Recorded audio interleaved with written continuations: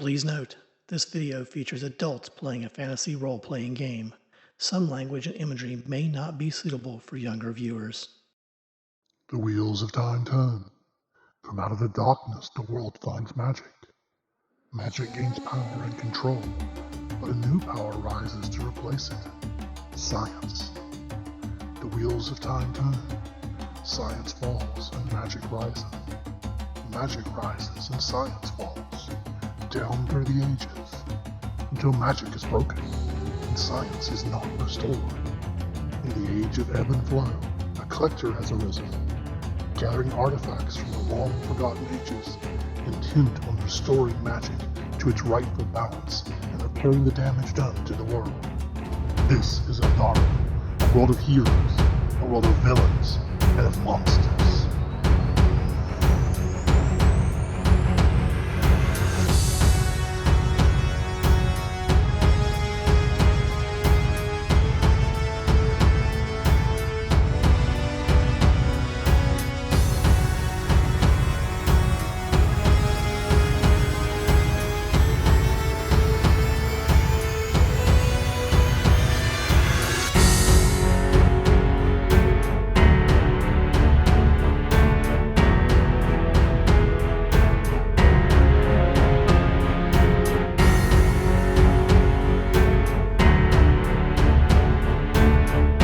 Hello and welcome back to the game, everyone. Last time we left off, our intrepid band of adventurers dealt with a rather nasty lizard folk vampire and managed to procure from him one of the 4 seeds of magic. Amongst the other things they procured was a ring of wishes. Quickly using the ring of wishes to sidestep a trap being laid by a pair of dragons, they wished themselves back to Gumtar Stronghold. Once returning to Gumtar Stronghold, the party finds themselves back at the Laughing Dragon Inn, their base of operation here in the city, a tavern that they acquired early in their adventuring campaign. Time has passed for our adventurers, almost 40 days to be exact. In that time frame, they've gone off and received training, become more powerful, become more skilled. Grun and his brother Kith, who he reunited with here in the Gumtar Stronghold upon his return, have purchased a pair of sailing vessels and have acquired a cargo contract from Lord Kincaid, another noble that they had helped earlier in their career. Verret returned to the Temple of Horus, only to discover the temple was a pale shadow of what it once was. Now Verret has been charged to reestablish connection with all the lost temples of Horus around the land. Gumtar Stronghold, though, is a very different city than when they last were here. Gumtar Stronghold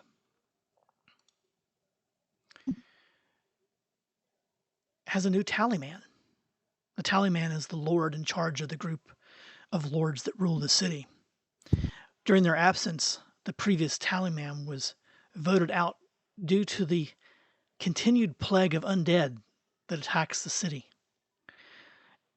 The city has become so overrun with undead in the evenings and at night that the guards of the city, the tally mark, have nearly tripled in size since the party was last here. During the day, this tally seems to be in the same numbers that they're used to seeing, maybe a few more. At night, every corner has a party of 4 to 6 tally on it, guarding the city from the undead. Nightly forays into the dungeons and the crypts beneath the city to make sure the undead are where the dead are where they should be, and not wandering the halls and the crypts. This inability to control the undead plague lost the previous tallyman's position. Lord Toric is now the new tallyman.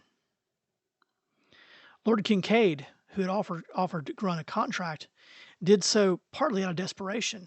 His ships had been attacked at sea, and he had lost a number of them due to creatures of the deep and pirates alike.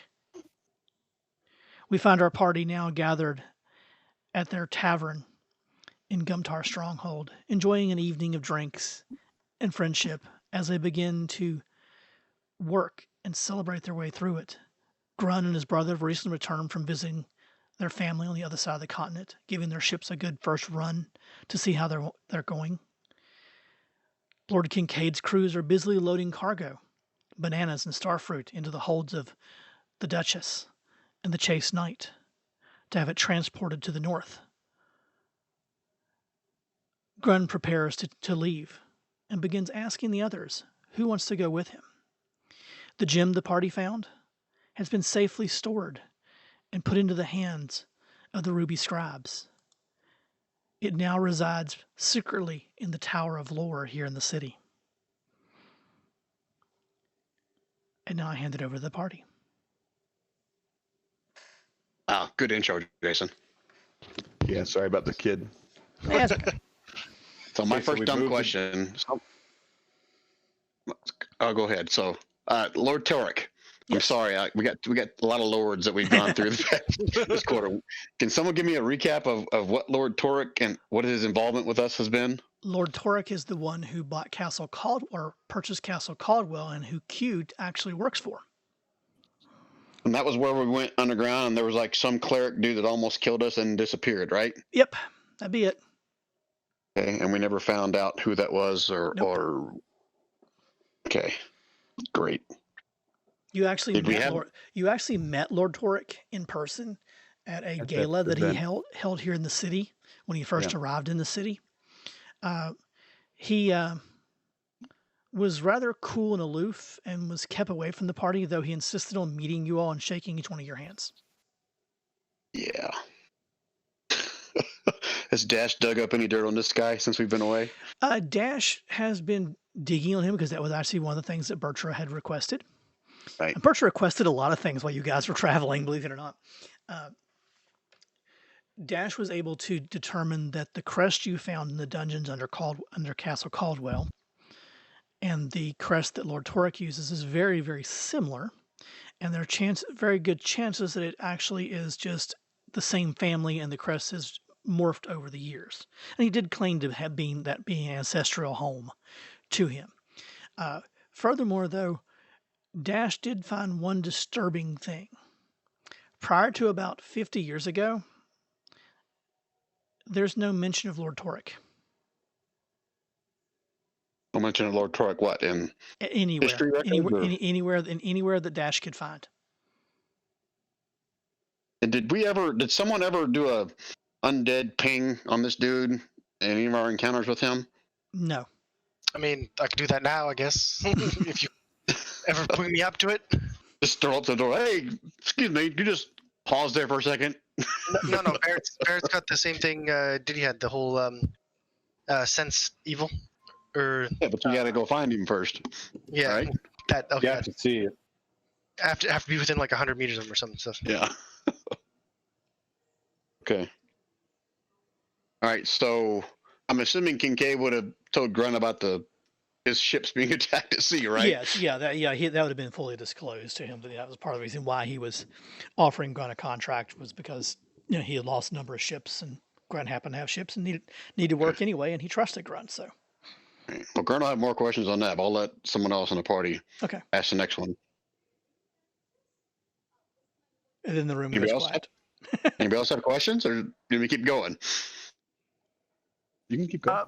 When I Oh. go to the Ruby Scribes, Mhm. because I assume I go, I ask if they've heard about my mom, because I'm pretty sure her name is in the book. Yes, her name was in the book, and when they look through the book, they go, "Oh," and it takes them a little bit because, like I said, part of their training, they don't have any actual. They have short-term memory only. They have no long-term memory. So they actually go through it, through the books and all that, and they do find records of your mother. Your mother was a scribe, a field scribe who went out and recorded histories, and she was the last record they have of her here is she was sent to the dwarven home city to pin histories on, or try to determine the histories of the orc and ogre tribes in the region.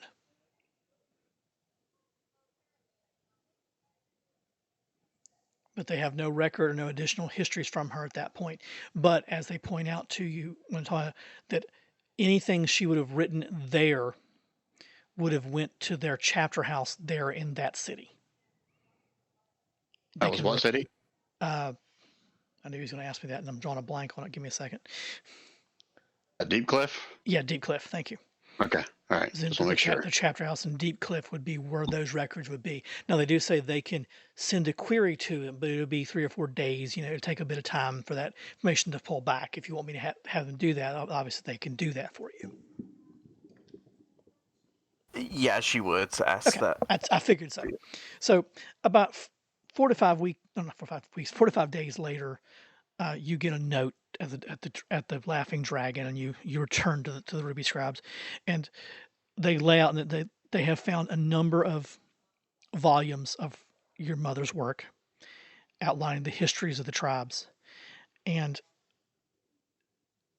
when they get to the last, so that they go through and he explains, he gives them the detail about all the histories because he's actually read the information, and of course he has total recall of anything he's done that day. So he goes deep in the details and all that, and you recognize the number of the names and the figures and the stuff he's talking about are names that you recognize, tribal leaders that you knew or saw at some points, especially when it gets to the more recent stuff, and you recognize a few other names that are more personal to you in the accounts that he's talking about. It says that the last record they have of your mother was there was a tribal conflict, and that that was the last record they have of her. After that, they received no more journals. Now, a thing about the Ruby Scribes, and this is something that you would learn in talking with him, and he would share. It's not that it's common knowledge, just most people don't realize it. When a Ruby Scribe dies, their journals are magicked to teleport themselves back to the chapter house where they're from. Wait. Just out of question, didn't you say that they basically got a copy of her journal from? She left that journal behind, or she died? And now that's why they have her journal. That sounds kind of iffy to me. No, exactly. It's meant to. It's meant to. Apparently, Awesome answer. and actually, because I'm sure Birch would ask that, I says, well, then how do I have this book of my mother's? And he begins to explain that book is a personal journal, and was not inscribed with the magic to make it return for whatever reason, but he doesn't know what that reason is. Wow. So those are all the memories she doesn't have right now. Right. Damn. That would suck. Just whole parts of your life missing. Yeah. This last entry, was this before or after when I have stuff, the last entry from my mom? It occurs sometime in the middle of what you have. In cross-referencing and you and Coram talking and looking through the book, it occurred sometime in the middle. So the book you have indicates that she lived at least beyond when the journal went back to the thing. But that also causes concern for the scribe that you're talking to, because it said those books should not ever teleport unless they're dead. So he doesn't understand how that book, either she stopped writing in the journal and was only writing in her personal journal and then she passed, or somehow she tricked the magic to think she was dead. Which is extremely, he explains, is extremely hard to do. So he's really confused, and he actually looks at his and says, I know it's your mother, and he actually goes, I would really like answers to this. Are you willing to travel northward and look further into this and report your findings back here to us? Butcher, I'm going there. And he says, one moment, and he starts writing a bunch of stuff. And by the time you leave there, you have a packet of letters of introduction to the chapter houses in the various cities along the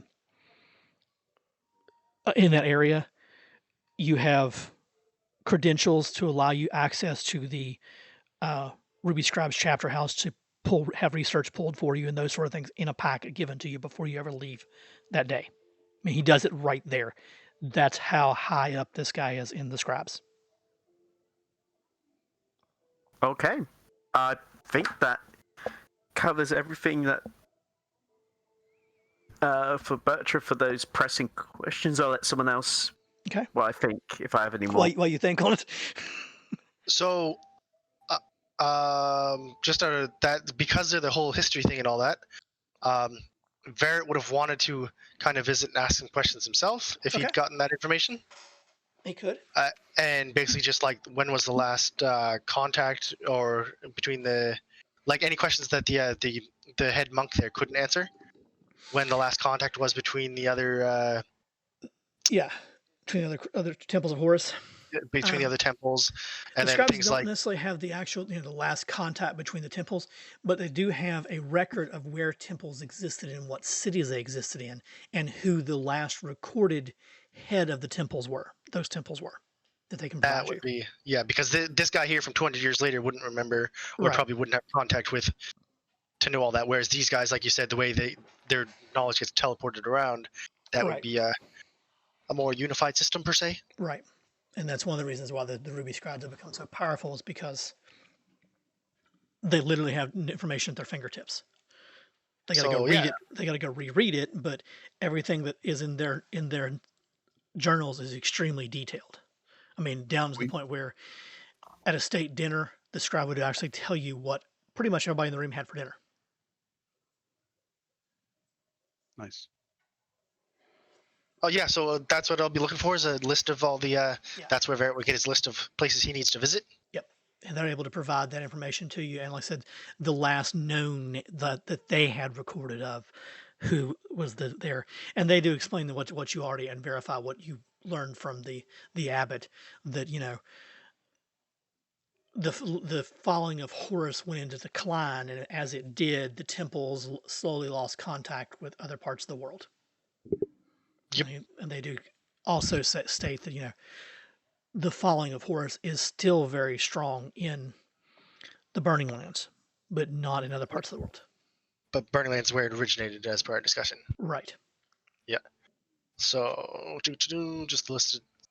Basically, just we'll work out the list. We kind of did, but work out the list of where to visit, where it needs to stop by. The other thing, though, that I never thought of now until the mail bottle thing come up again, was that would the method of communication be shared among other people as well? Since right now they only use the bottle, like people only use the bottles.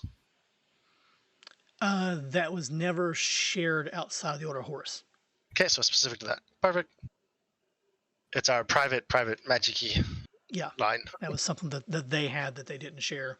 Or it could be the mail bottle system, though it's old, is not as old as the Temple of Horus.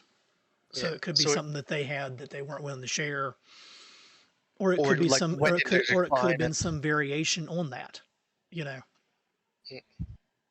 some way they were accessing the same network but allowing them to use voice instead of written notes and that sort of thing. Yeah. Okay, that was basically what Verrett would be looking for, and then Verrett would have ended up back at the inn, or the Laughing Dragon. Okay. And kind of stated, the thank you for all the help that had been given. I'll take Sakatha's head out of the bag of holding too. And then explained his new mission and asked if any others were willing to accompany him. And I believe everyone's headed to Deep Cliff, right? Yes. Well, that's where Burst headed. And by this time, Graham would have shared his contract is to go somewhere near that, right? Yeah. Okay. Yeah, so would have asked to come along and would render service towards the party just as an additional thank you for, bringing him back, helping save him from everything, killing Scatha, not confirming his death. And, you're one of us now. Coram would kind of chime in and make sure he feels welcomed. Well, if he wants to pay me something, I'm not going to say no, but yeah. So Verrett I thank you very much for that. This is a very different world than I'm used to, and I'm still waiting for you to show me these dragons. He says with a laugh, because the dragons didn't exist. Remember? Yep. Now, for those of you who've not been in Gumtar Stronghold, what I showed you during my introduction, that's actually the local newspaper. Gumtar Stronghold has a newspaper. You should now have access to it and the things if you want to pull it back up. Granted, the articles only ever have headlines, but that's what it's for. Are they still written in Dwarvish? Or Yes. was that just Mac's contract? No. Well, all the paper is published in Common, but all the legal contracts in Gumtar Stronghold is done in Dwarvish. Okay. Because And even pretty when I much zoomed most into of this this, I region. can't read the words. That's why I'm asking. Yeah, no, Right, that's because it's Sword Obsidian. Okay. All right. It's just there as placeholder text because I didn't have time to really actually write stories for it. I'm not that prepared to the DM, guys. Come on. I mean, he just made a whole new You need game to campaign publish- thing for us. Yeah. I'm not Matt Mercer, you know. Every 2 weeks. I don't know what you guys are talking about.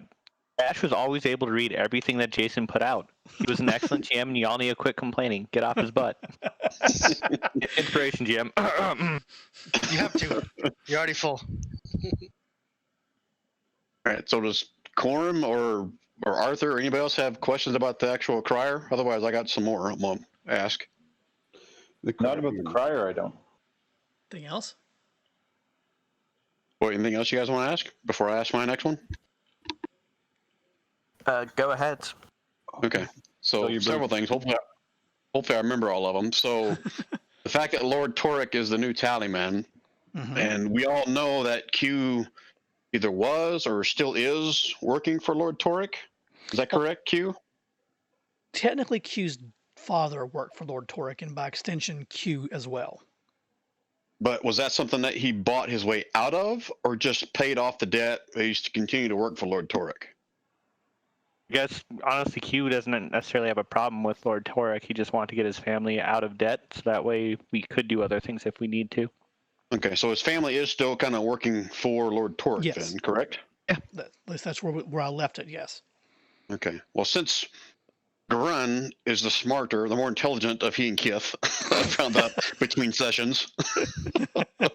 Kith has an intelligence of 7, guys, so this whole time I thought Kith was smarter. Well, he's smarter streetwise. But anyway, regardless, Grun is going to suggest that, this is weird, Q and Dash work together to see if they can find out more about this Lord Torek fellow, and in particular, see if they can find someone to accompany Q when he's within proximity of his Lord Torek to do a little ping to see if this dude has any kind of undead in him, has anything to do with this freaking undead all over the city. Okay. So whether Jason allows that, whether Q wants to do that or whatever, I mean, that's up to you guys. But that'd be the first question: is Q willing to do that? Well, that's why I was going to start asking questions of Grun then as Q. Okay. Well, Mr. Grun, why would we think he's undead? I've worked for him for years, and he actively hates the undead. I think he's the whole reason there's extra patrols killing him since we've been gone. that's right. Q wasn't with us when we went into the castle, was he? No, he was not. Nope. Okay. But Dash is, right? Yes. So I'm I'm just going to. conveniently not here for this discussion. Yeah. I don't want to RP2 people. No way, man. Come on. So, okay. So Gren will share with you in confidence, what happened at Lord Torek's castle when we went in the basement and found the undead, and there was some kind of a cleric that almost killed us and took off. Now, that And- wasn't Lord Torque's castle. That's important to maybe point out. That was Well, Castle Caldwell. That was the Yes. castle he took over, Mr. Grun. Right. I think whoever took it over from his family after they had been pushed away when they came back, they had asked you guys to clear it out and get rid of that vermin. Right, but we also found that crest down in the dungeon somewhere that matches the same crest that Lord Torek is wearing, correct? That's Correct. true. You So found it, there's but I don't think we ever found anything that necessarily said that yes, this character actually, or that it was a member of the family that was practicing. You just found an amulet of it or talisman. Yeah. it was Right, just but we also money. learned that Crest or something. there's no history of Lord Torek more than 50, 200 years ago, whatever it was. Yeah, about 30. 50, 60 years back. That's about when we start working for him. I mean, the family's been in debt to his family for a while, but that's when Lord Torek took over the family. Well, if Q doesn't want to do it, I mean, he's not going to push you to it, but he may have some other folks that Well, doing this. What's Q's plans? if you really want to get within talking distance of him, I mean, I could take you around the grounds. I would have no problem with that. I just don't want you insulting Lord Torek for no reason. I'm not trying to insult him. I just want to make sure he's not, undead. That's not insulting, is it? He's not dead. No. He's undead. Hey. Even if you're undead, is that necessarily evil? According to Lightning, no. Once again, I'm reminded of that stupid meme. To avenge my brother, I'll set off. You have my axe, you have my bow, and you have your brother. Yeah. The necromancer.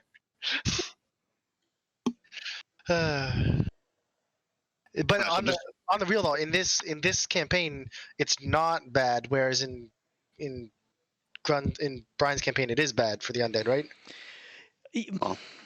Undead are not. They're not necessarily evil. Nothing is inherently evil in this campaign. It's really how they act around the world.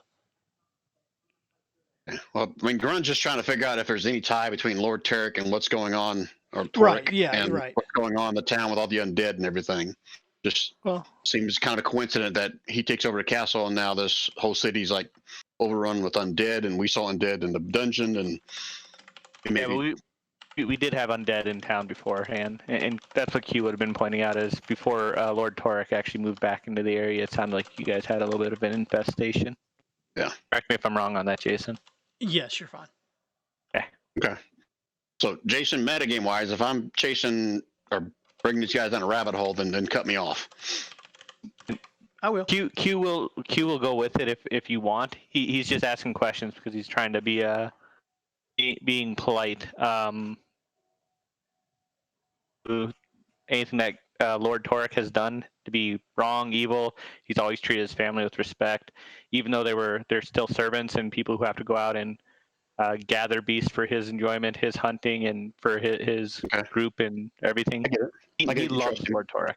Yeah, I get it. He's willing to help out the party since, did just travel halfway across the country with you. It just seems like he's probably more invested in Lord Torek after the last 60 years than you guys he's known for a month. Hey, have you ever shot Lord Torek in the ass? No. Like him. Okay. He gives me an evil laugh, yeah. No.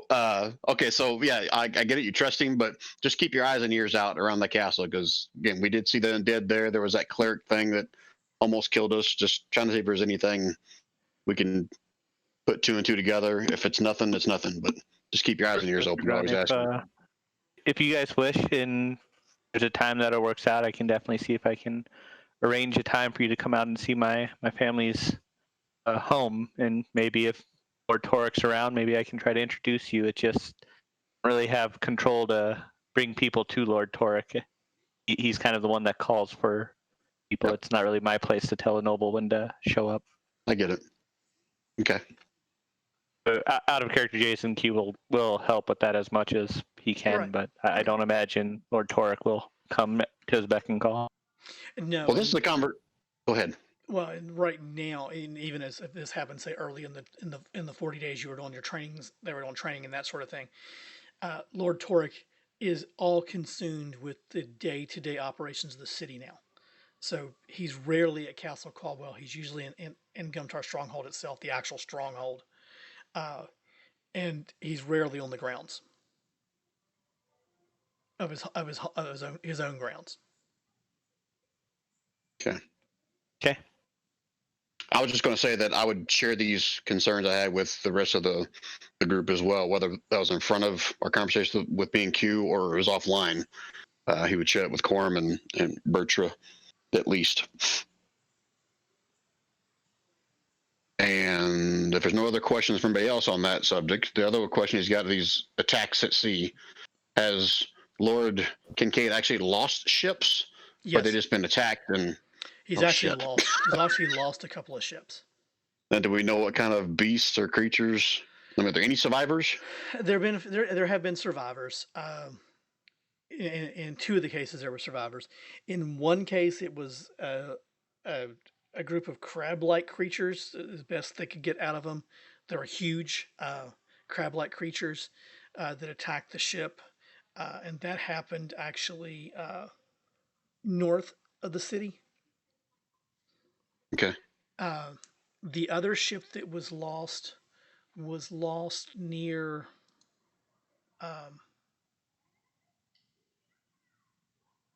Trying to think of the name of the location. Give me a second.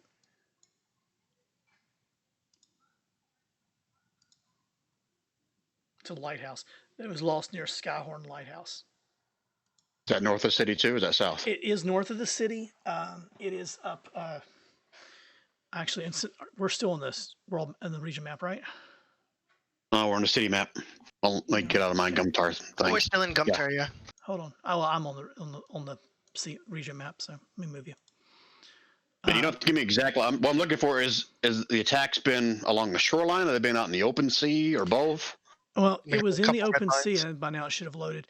The lighthouse is right here, off this point, north of Deep That was the Forest. crab people attack? Yeah. Yes. Okay. But the shipping route the ship was following was more out this way. Now, Jason, just our characters experienced some trouble just in this bay on the way to this point over here, right? Correct. Where there was an enormous tsunami squid-looking thing. Right. And some of the other ships. I mean, he's had a few ships. He's lost one ship to piracy, but that was to the south.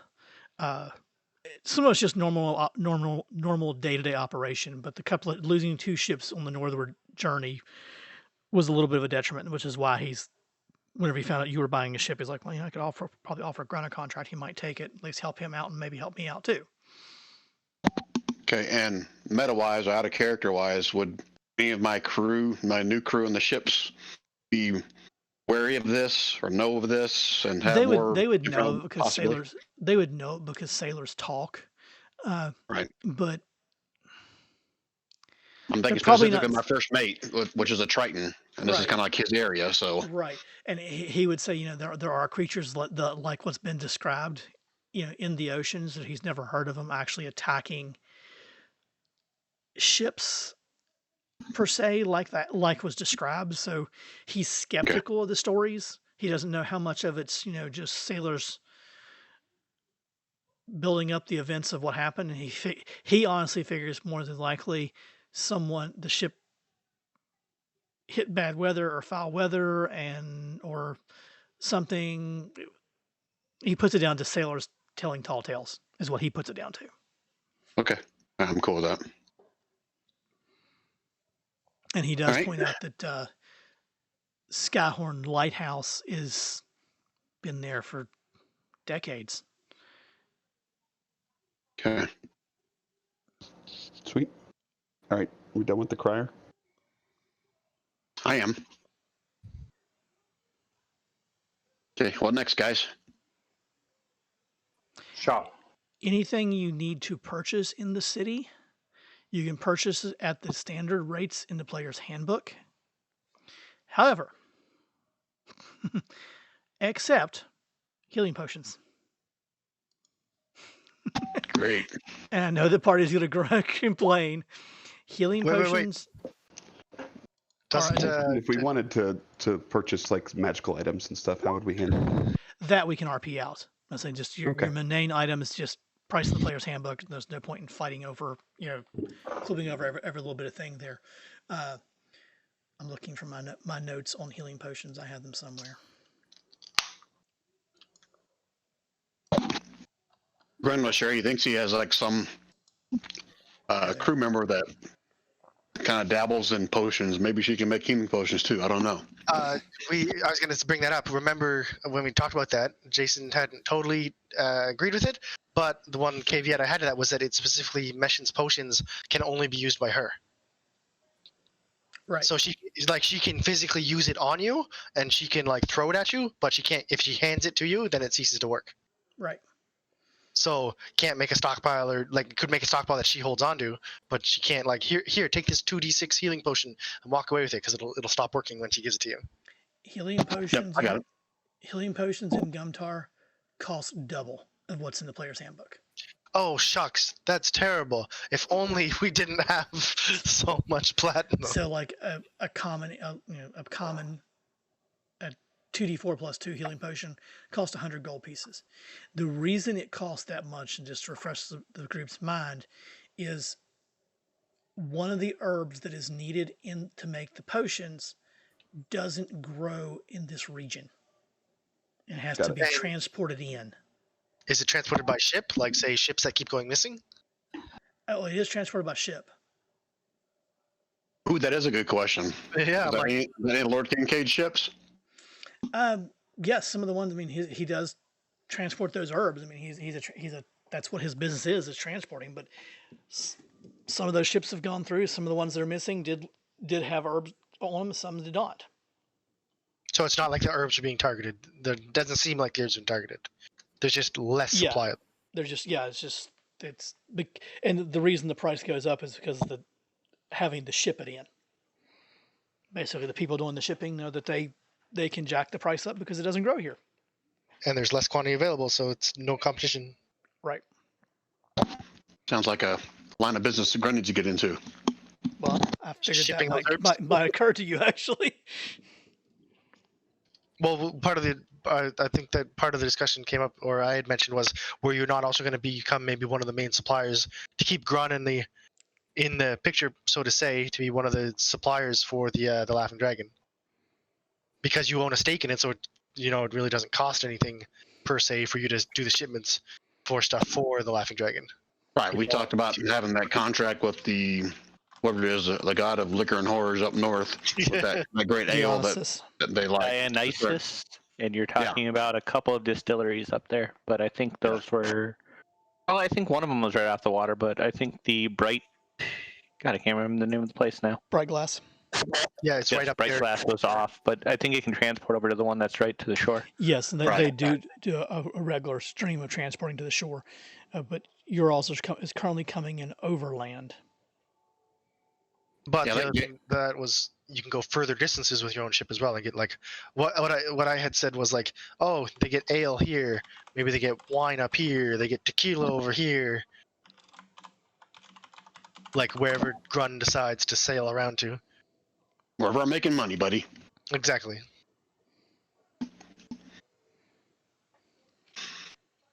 All right, so how out of character? How we tying Fulmer's backstory in this, or is that going to be later down the road? Fulmer's it'll tie in later down the road, but he would have an interest of going that way because one of the places that his friends were going to was near Ironhaven, and what is that one? Wayhorn. I got to zoom in so I can read the name. Wolfton. It was in that region where they were had traveled to that region or been in that region for some reason. So that's the one place he can look.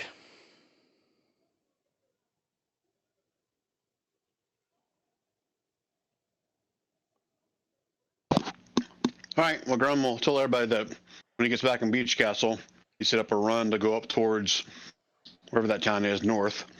And if Bircher would have shared her, well, I guess he knew before this that you guys had a desire to possibly go to Deep Cliff. Deep Cliff via Ironhaven. It would give you guys free passage on the ship, travel up there. So. Yep, and then Barrett would have shared that was precisely where he needed to go on his travels. He needed to visit both Ironhaven and Deep Cliff, so he's all well and aboard to go with everyone. Although his last time as sea travel was, he doesn't even remember if he ever has actually. Yeah, he would have had to sea traveled because he's from the Burning Lands originally. No, he's a third generation. Remember, his people are from the Burning Lands. He's a third generation. Oh, that's right. Yeah, that's right. His ancestors from the Burning Lands. Okay. Okay, so let's handle this shopping. Who's wanting what?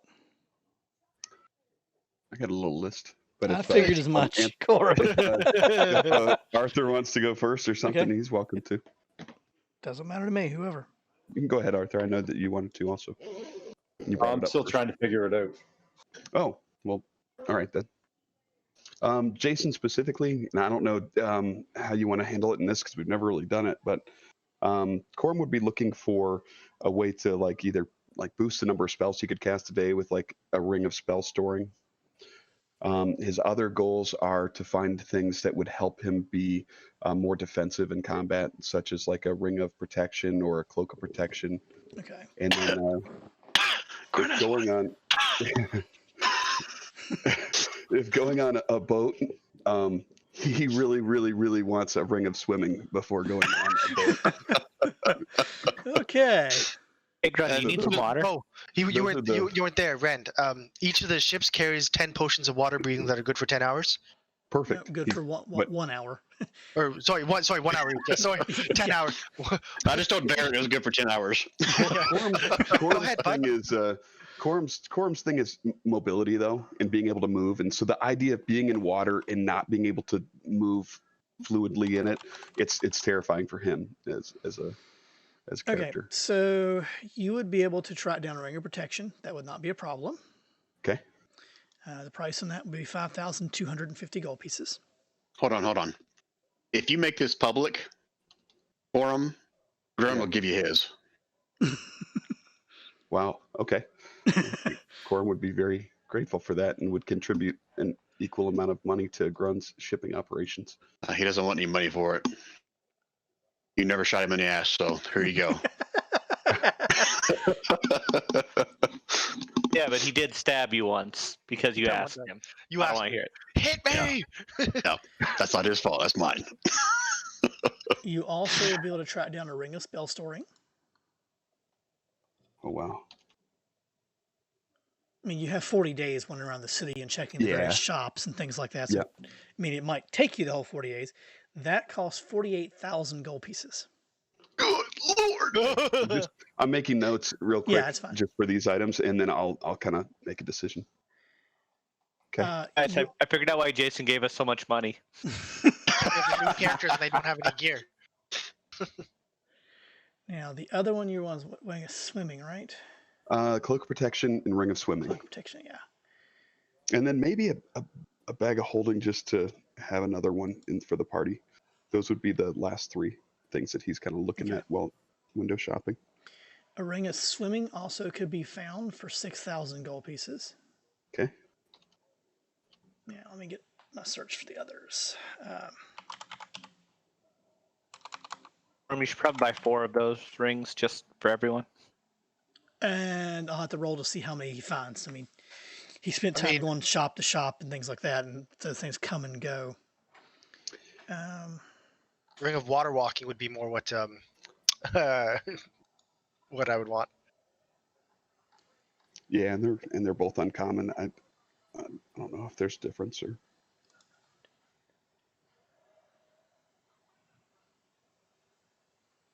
Cloak protection or bag of holding, Jason? You can't find a cloak of protection, but you find something along that lines. You find something called a cloak of displacement. Ooh, that's what Vigor uses. Oh gosh, I can't. It's so what it is everything.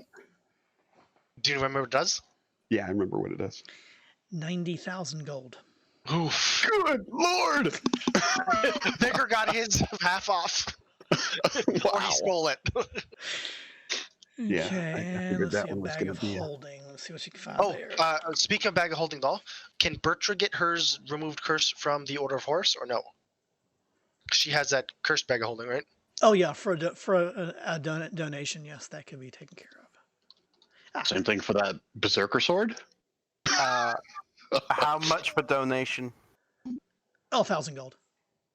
So do I just add that to my sheet, or? I'm kidding. 1,000 gold? Mm-hmm. No problem. And a bag of holding will run you 8,000 gold. 8,000. Okay. All right. Thank you. Yeah, I'll just give him 2 50 PP Okay. gemstones, that's right? Okay. Yep. Okay. Okay. Now my bag is holding's uncast. Seems like Gith and Krun. God, listen to me. Kith and Grun would probably want to buy a bag of holding just to keep on one of the ships, for obvious reasons.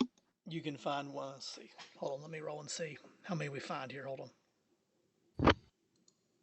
I'm not going to steal from Corum if he really wants one, but I'm just saying it makes sense for the ship to have one too, other than the permanent bag of holding, which is Grun's. There's 3 found around the city, so Corum took one. If Corum takes the one, then there's 2 more available. You said they're 8,000 each? Yes. Anybody else wanting one, or are you guys cool with Kith and Grun buying one for one of the ships? All right. So I'll take out 4 out of each one of them. 4,000. Okay. And what was the other thing that someone was wanting to know if it was multiples of?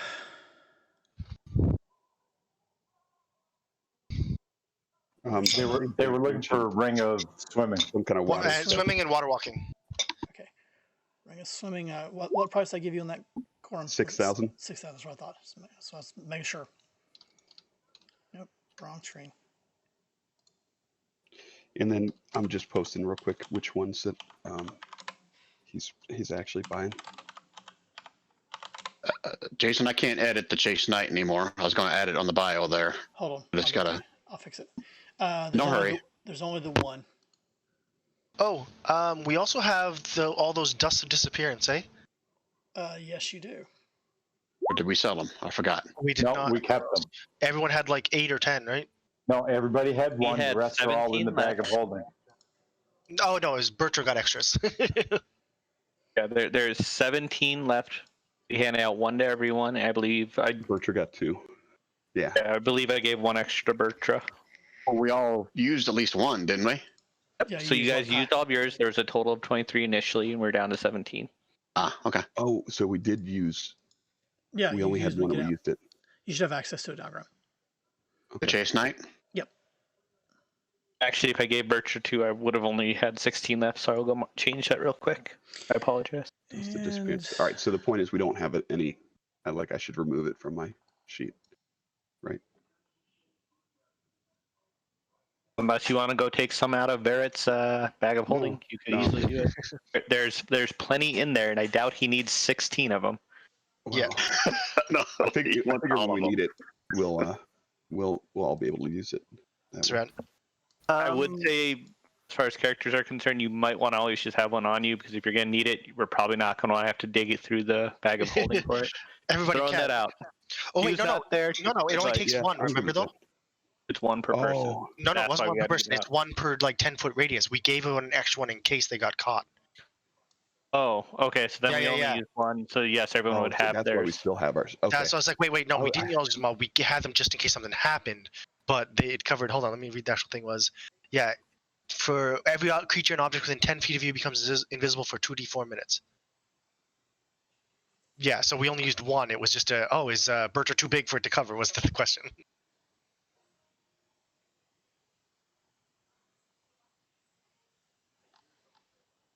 Also, I'm going to change the party loot thing to say 2 bags of holding, unless you guys want to start like tracking things hidden or what.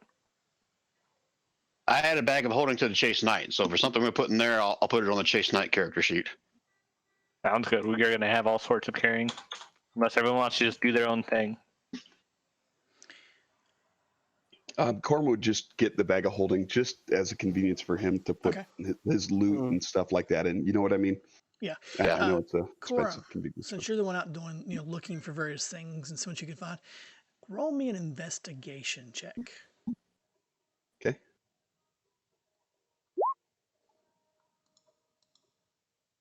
Gotta get to where I can see it. 18. Except for I actually totally left the tabletop. So I'm glad you told me that. Oh. Oops.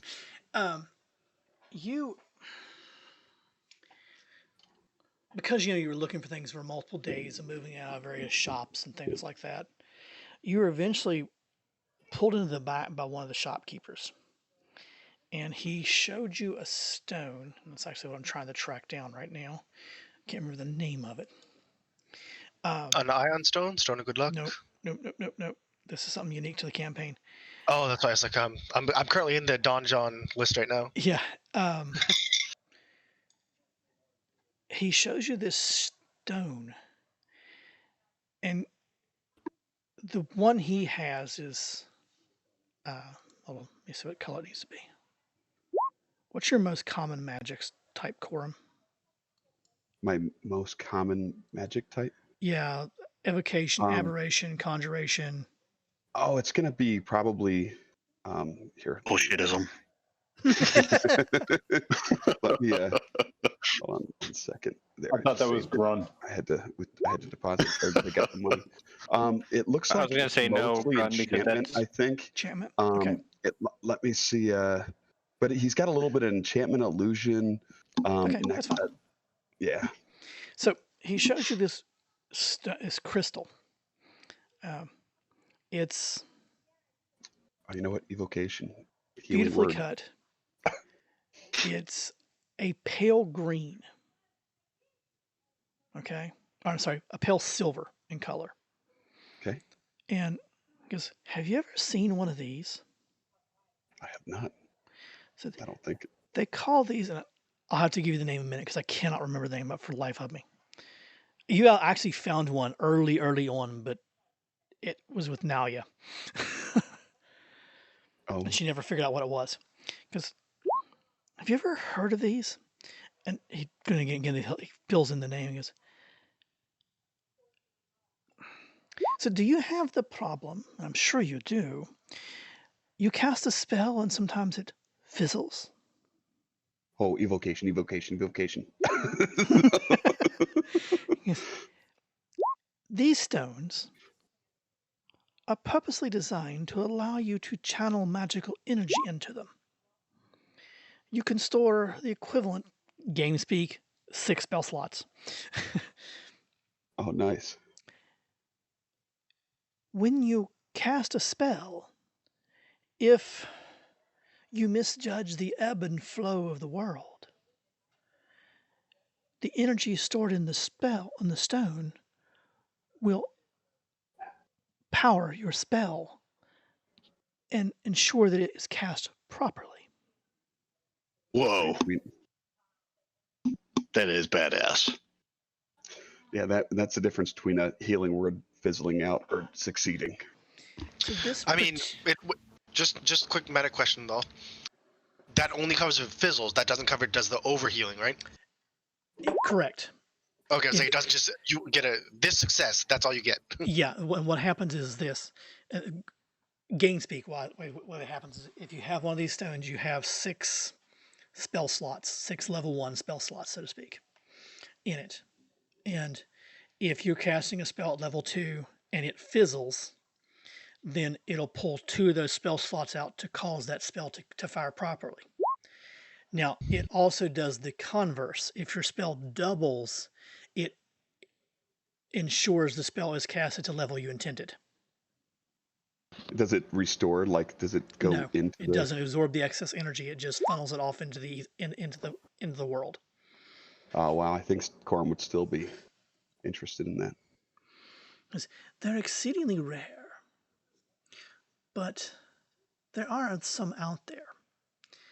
Are you interested? This particular one, and he holds this as you can see by the color, is a stone of evocation. I'm very interested in that. Corum's kind of like Yeah.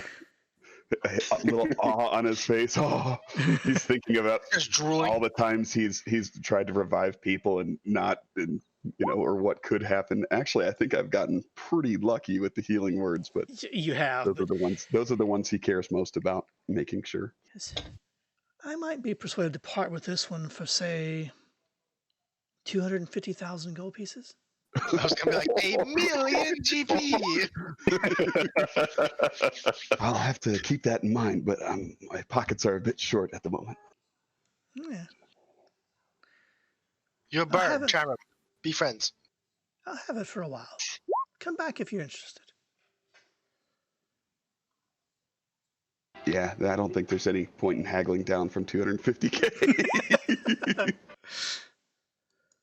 Now, meta-wise and out of character, Naya actually found one of these Oh in the my god. troll cave.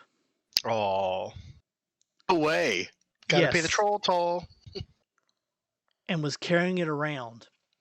But she never cast a spell that it was tuned to. She found a green one. And the greens are attuned to, hold on, Enchantment, I think, right? conjuration. Oh. And she never cast a conjuration spell for it to use its power. So the character of Nalia over wherever Nalia's character has gone off to now, which last time you had any track was in the Badlands or the Burning Lands. By now has probably figured it out. But she actually has one. She's had one for that long. That's crazy. And the bad part was every time I set up a treasure trove, I roll to see if because they're really rare to find in a treasure. Because usually they're on someone's person, because they're being used. And every time it's no. I'm like, really? You did say they were really rare. Yeah, they are exceedingly rare to find. But they do exist out there. Nice. Right. Speaking of shopping, if you're done, sorry. Yeah. The only thing that I think that I need to do is I can't remember how to change armor class in this sheet or adjust saving throws. When you I brought in the right? item. Yeah, so I dropped it in, and I was hoping it would do it automatically. Say and it just I'll check it. didn't. If not, just remember to adjust it by one for the night, and we'll Okay. deal with it. Got it. If we get into combat tonight. Yeah, if we get there. Yeah. Okay, Let me Marcus. shoot you a screenshot real quick of where you can add it also. Corum. I just want to go to the big and tall shop, sort of like check every day what's in there. Okay. Anything you're looking for in particular, Bertra, or just looking? Just browsing, seeing if he gets anything new or cool. Sort of like if it's better than my Wyvern Greatsword, or if he's got some armor that would do that better than my splint. You're talking about big weapons. Big weapons, yes. Okay, I'm sorry. Okay. Big and tall, I thought was the clothing shop. I was like, you're looking for like a dress? Well, that's what I thought it was talking about the dress shop you went to have but maybe. I mean that's no big deal, but okay. For those who weren't around for the first encounter with big weapons is one of those shops down the back alley. Okay. I'm gonna switch the party back to the Gumtar. Big Weapons is a shop run by an orc who is illiterate. The shop really doesn't have a name. Everybody just calls it Big Weapons. The way you find this shop is when you're walking down the streets, of Gumtar. There's literally this humongous battle axe hung outside the wall, outside the thing. Instead of a sign, there's a battle axe hanging on a signpost out front. He mostly focuses and works with orcish weapons. And one of the things you notice in your first entry in there, Bertra, because you have been there for a while, obviously, is that a lot of his weapons are gone. He has a very small stock. He explains when you ask about it that a lot of his weapons are being bought up by the orc members of the Tally Guard, of the Tally Marks. However, he does have a number of swords and stuff in there. Let's see what he has. Let me get my sheet up here. Magic items.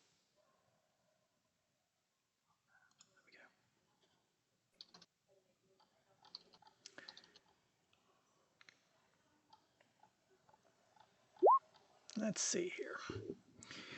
He has a few +1 items, gain speak wise, in there.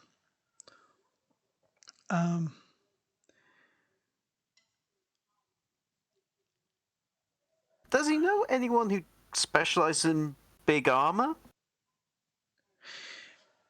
He doesn't know anyone who per se specializes in big armor, but he knows a blacksmith, and he can point you in the direction, a blacksmith and armor smith that will make custom suits of armor to fit. Yeah, I think I've gone to him before. I was thinking Yes. more anything that's slightly more sort of like enchanted or something. Oh, Or if he knows anyone who do you that. want and of course again he's not very. Oh, you want the magic stuff, the magic stuff. No problem. 225,000 gold. I don't carry that kind of stuff, he says, but and he points you to a direction to a shop, and you're able to find it based on his directions, and you go into a shop, and it's a shop that deals with magic armor, and come in. It's the typical kind of shop that you come to associate here at Gumtar Stronghold. The wares are all behind the counters, on display racks, and there's all kinds of different things displayed there. When you come in,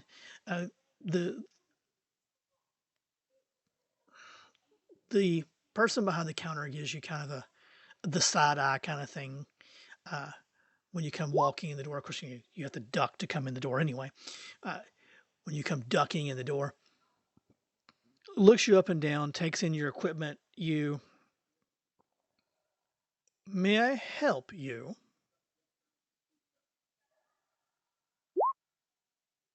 Do you have any items in my size? Well, what kind of items are you looking for? It kind of gives you a squint eye. This is a human. He's older, kind of hunched. Kind of, you can tell when he's looking at you, he's sizing you up for your physical dimensions. He goes, "What are you looking for?" I want to either hit harder or I want to take a hit. Be able to take a harder hit. Let me ask you some questions so make sure I know how you fight. Okay, what weapons do you prefer? You like swords, axes, what? I can use a sword or I can use an axe. Oh, I do like the swords. They have a certain style. But you'll just whack out the two big swords. Okay, yeah, it'll clunk down the counter. Those are nice pieces. See, they're specially made to suit your stature. He kind of gives them an appraising look. What are they? So that I don't want to pry, but are they extra sharp, or what makes them special to you? Well, this one's a glass sword, and I put a wyvern skull in it. Pretty nice. Yeah, that is a nice piece. I don't see many glass steel weapons like that. I didn't want to call out on it, but that is a nice item. What about this other one here? It don't look quite as nice though. Slightly enchanted sword. Nice and easier to hit with. And does a bit more damage, but it's in your armor there that you're wearing. Tell me about it. It's just armor. Just armor. I got something you might like. Take me a little bit to resize it. Come here. And he takes you around. His counter is kind of awkwardly shaped, and it's in the middle of the room, so you kind of got to walk around it. And he takes you around to the backside. And on the backside, he has this mannequin. And hanging on the mannequin is a partially completed set of dragon scale armor. Nice. Is I can have this done in about a week. Said, and it's not finished, as you can see. Would you be interested in that? What makes it so special? I'm just asking because I imagine Bertrand's never seen a dragon scale armor. Right. Good thing she'll bear it.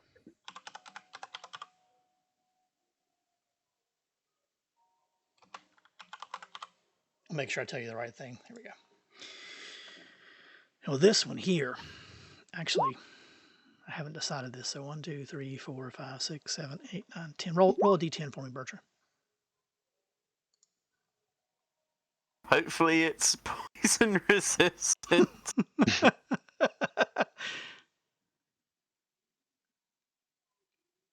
Okay. Roll. Okay. 10. Oh. This armor, when you're looking at it, and you can see it, the scales on it are made of white scales. Because this armor, being crafted from the scales of a white dragon, it'll be resistant to cold when it's complete. It's also lightweight compared to your normal metal armors, as I'm sure you're aware. It'll make you harder to hit. It'll also help you if you were to fight one of the dragons of this kind. If you were to come into contact with a white dragon, it would help you resist their breath weapon.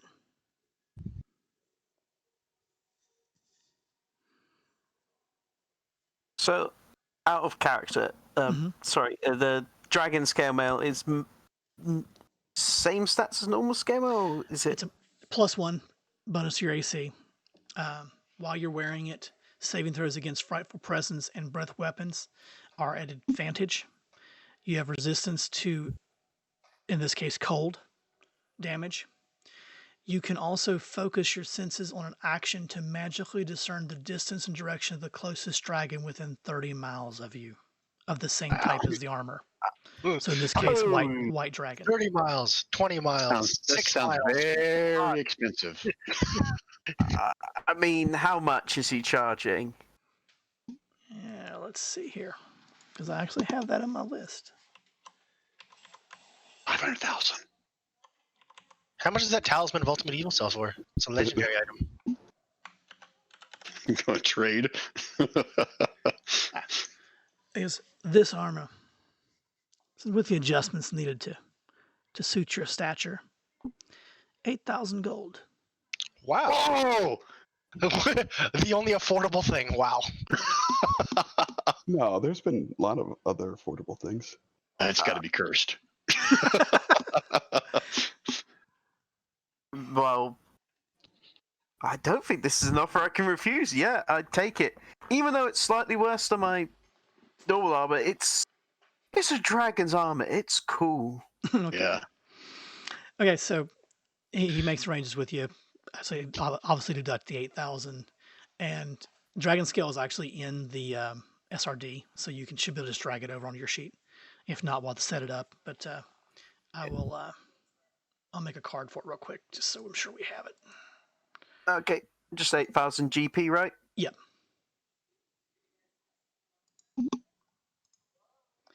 Add a handout. Mysterious note. Edit. I hate that it always pops in the middle and I move it off to the side.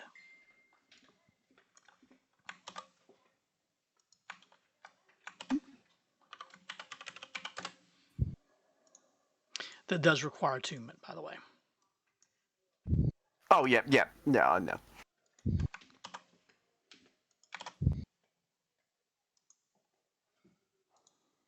And I'm going to put it in everybody's journal so I can see it. And then I'm going to add Berkshire to it so I know who actually has it. Not really, Bender, not Bertra. I was getting confused when you were typing. Anthony was getting confused earlier. It was like B, and I was like, wait, who am I talking to here? Is it Bender or Bertra? There you go. There's a card for it now in the handout section. Party loot now has all the bag of holdings and portable hole listed. Portable holes listed. So you just got to sort out what's in what, basically. Somebody else added another one. I only added Coron's. I added Bertra's, so, and Fulmar's portable holes in there, so it's literally just a sorting out what's in what space. Who didn't shop yet? Myself and Fulmar, I think. Me. Yep. You know what you want, Fulmer? I want prices. On them? For what? Well, actually, I have questions first. Sure. So I got it during our ordeals. I picked up a half plate plus armor +1, that gave me AC 18. Mm-hmm. But when I check in the listings, a half plate armor +1 is only 16. Yeah, it's screwed up in the roll 20. Because I wanted to upgrade to a +3, but if a +3 is going to be the same as a +1, what's the sense? You know what I mean? Yeah. Or no, those items were specialty items is what it was. Sorry. So the half plate I have was specialty. Yeah. Then I'm not trading that. Okay. But I do want to check the ring of free action.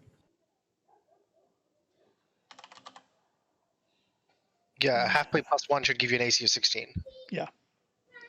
So for the ones he found were from something I converted from an original AD&D adventure.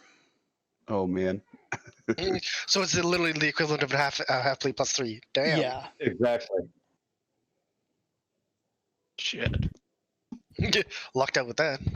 That's like $450,000. Holy crap, Bertrand, look at your armor. Okay, ring of free action, what you said? Yes, that's the first one. Yeah, the bad part was I had that on the screen like 5 minutes ago, and now I'm not I finding didn't do it. I know you didn't do it. I'm just not finding it. Evasion. Ring of... Jason, this is kind of stupid, but if I wanted to find silvered caltrops, would they just be a multiplier of how much normal caltrops cost? Yes. Is it like 10 times the price or something for silvered? I think. I'll never mind. I'll Check. look in Just later. checking the guide, but yeah, it's a standard. Are you looking for what the ring does, Jason? No, I'm looking for the price. Oh, I was like, And I actually literally had it open a minute ago, because actually it was one of the things whenever it came up whenever Quorum was looking for stuff. 100 gold. Whew, 400 gold. Bag of holding. Holy shit. what? Realize that Kith knows remove curse. Oh, well, you're too late. Too late. She went, Kith what? Kith knows remove curse. Oh. Well,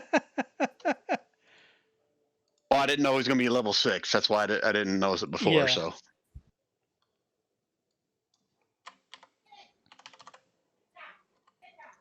Hey, if we're having that much fun with the first one, I hate to see what happens with the others. Well, what's annoying me is I know it was on the screen a few minutes ago, so I know it's here. It was like...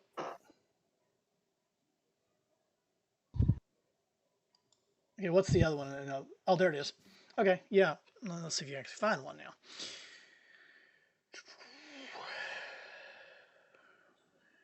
So, did he find one? That's the next question.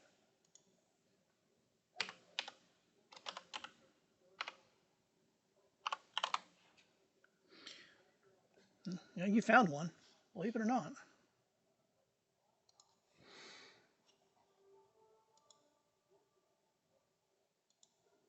Question is, how much is it? Yeah, that's going to be the big question there. Why is the recording not recording the map? Not that it No matters. idea. It's all been RP, so. So the price on what you're looking for, there we go. I need to fix the map problem. So the price on what you're looking for is the ring of free action is going to cost 40,000 gold.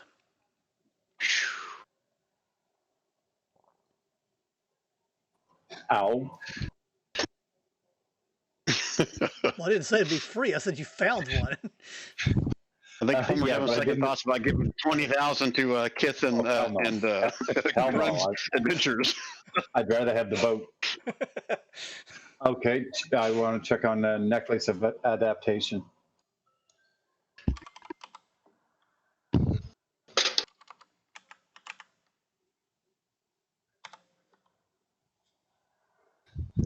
That one I may not have. Let's see. Thinking about that one. Oh, there it is. Now.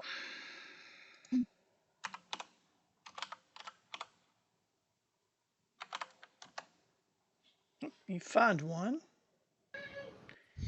And the price for it is 3,000 gold. Holy crap, we need a bunch of those. He finds 2 of them, actually. 2? Yep. That's funny. Someone else is looking for one of those. Okay, so I'm going to get one of those, but I also want to check. I want to check also the cloak of arachnida. If you have something that shows like rarity, I'm not saying it will always be this way, but it seems like the price is higher the more rare something is. It typically is, you're right. And you don't find any of those. Oh, it's a standard item and I can't find it. Oh my god. Sorry. No, cloak of protection is a standard item. Oh, it says cloak of arachnida is standard as well. Yeah. All right, what about a shield +3? Oh shit! Yeah, you're lucky you got that half plate. Don't push your luck.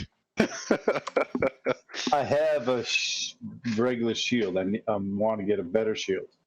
I think armor +1 is rare, so +2 is very rare. +3 would make it. Like Shit, what's out there? Very rare. Legendary. Well, Yeah. yeah, That'd be cheap.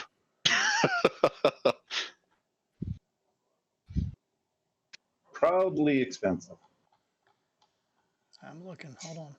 I know the It's other one. if you can find one, it's like literally the cornerstone of this blacksmithy. It's like his most important like work of his master's work of art, and he'll never sell it because like it's like they're proof of who they are. We started working on it 10 years ago. It's still not done yet.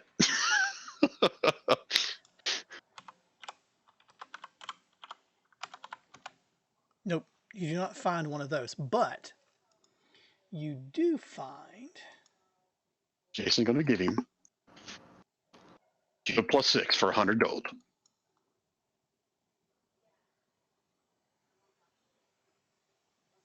It is cursed. It actually lowers your AC by 8. Oof. It's funny 'cause Cry, the first thing that popped up when I did my list was Shield of Missile Attraction. I was like, no. Wow. A good price on that. You do find a Sentinel Shield. Hey, that sounds familiar. Yeah. Who else has a Sentinel Shield? All right, me. And they want 40,000 gold for that. It is my one of two. Yeah, that's a pass.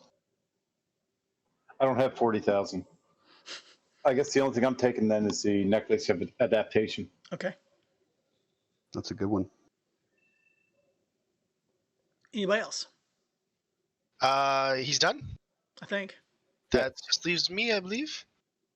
So before I go shopping, I want to know what I can possibly. If I were Silith, I'd say fleece, but I'm Barrett, so I want to know what support the order can give me. Ideally, what I'm looking for. Sorry, I'll. Okay. I'm looking for similar to the necklace of adaptation, a ring of water walking, stuff that increases strength and/or health, such as like the amulet of health.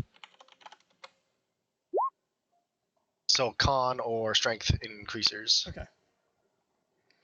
Unfortunately, the order is not able to help you as much. I mean, the abbot can send someone to help you, find shops to shop in and tell you which ones are reputable and which ones aren't. But Give me advantage on finding actual stuff. advantage, no, just on finding the shops. Yeah, I know, fair. Since I don't recognize the town anyways, and I don't know where to. Right. Yeah. Yeah, not fair. Um, Let's just say for the sake of it, I restock my food and supplies from them. How's that? Right. That's fine. Yeah. And mainly because the order's just fallen so far down compared to what it was when you were. They don't. They had to sell off all their magical stuff and everything Yeah, to keep the. They just don't door have open. it anymore. No, fair. It was worth a shot. You're not able to find a ring of water walking. You find a ring of water elemental control or command. Not what I'm looking for. That could come in handy on a boat. Well, that what do you call it though? Was available. The necklace. I did hear, Necklace adaptation, yes. which is the breathe in any environment, yada yada. Yeah. I mean, I'm still gonna go way down to the bottom. So that leaves. You're able to find a pair of gauntlets of ogre power. How much of Ooh. those? 16,000. Okay, I'll put those on my list to hold on, and I want to look for more stuff. Okay. Similar to the necklace adaptation was found. The Yes. gauntlets of ogre power, con-related things. The only thing I can think of is there's the books that you read that are permanent, and the Yeah, amulet those of are gonna be health. expensive as hell. I think it's Yeah, they're legendary or something. Yeah. amulet of health is a rare. Yeah. Oh, incidentally, because someone asked, the Talisman of Ultimate Evil, base price on that. Hold on. Yeah. Base price on that is 61,000. That's base price. Nice. Just happened Yeah, to we pop on my figured it screen was. whenever I was looking through here for him. We figured it'd be. Oh, now if you were to try to buy that here in Gumtar, it'd cost you like 122,000.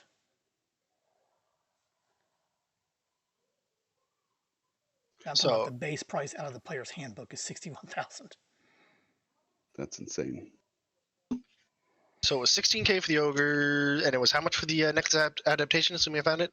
3, wasn't it, Palmer? 3K. Yeah. It was 3K. 3K for necklace of adaptation. I don't remember all the items I asked for anymore.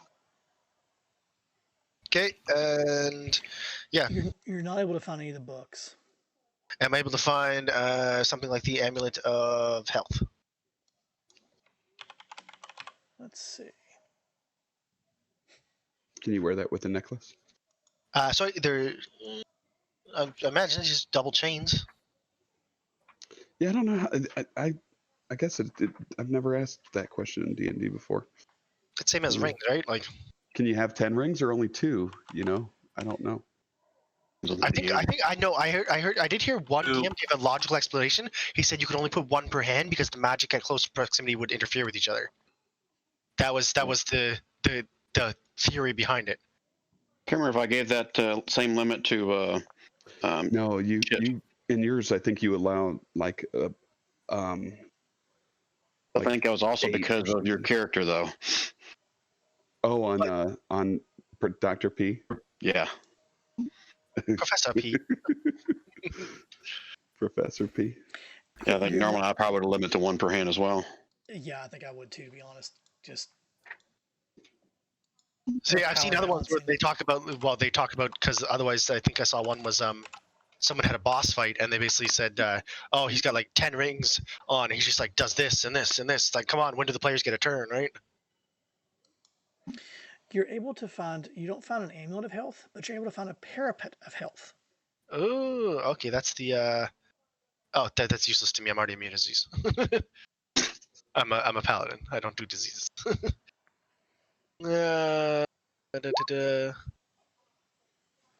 What about the?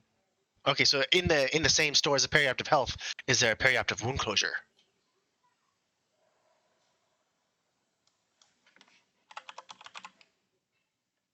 Looking.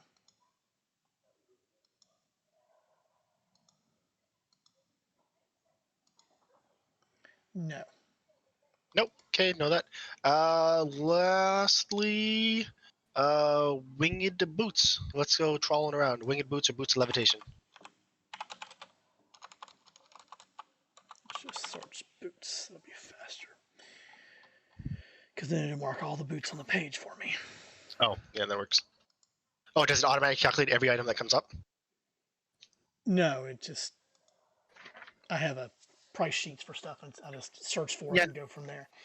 No, you showed it to us before. I was Let's wondering. see. Yep, very similar to it.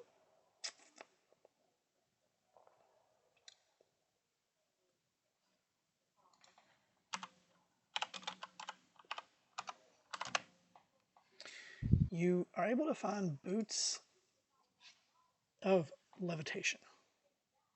How much? 8,000. proceed to buy everything on the list, which is the Ogre Gauntlets, Boots of Levitation, and the Necklace of Adaptation, and I'm left with 1K. Do keep in mind if anything needs attunement. How many- A couple things have needed attunement, not just attunement in general. Your All three of them attunement, do? your attunement is equal to your can't think of Proficiency it. bonus? Yes, proficiency bonus. Thank you. I Yep. can't think of it. And I Sorry have for it. nothing attuned currently, so that works. And just please make a note on your sheet what you have attuned, so I know what your character Yep. has attuned. Yep. Yeah, so you give me that. I will reduce myself down to 1K gold. I'm poor again, but I was poor to begin with, so really I just made use of all the money you guys gave me for free, essentially. Okay. I showed up, Bertrude, came out with you guys. there's something you forgot to look for. Same here. Yeah, What'd you need? there are 3 items: Okay. a broom of flying, Sorry. That brings back memories of an old campaign. it won't work, will it? Gonna be like a tree limb of flying. That's what you For need. Bertram. Trunk.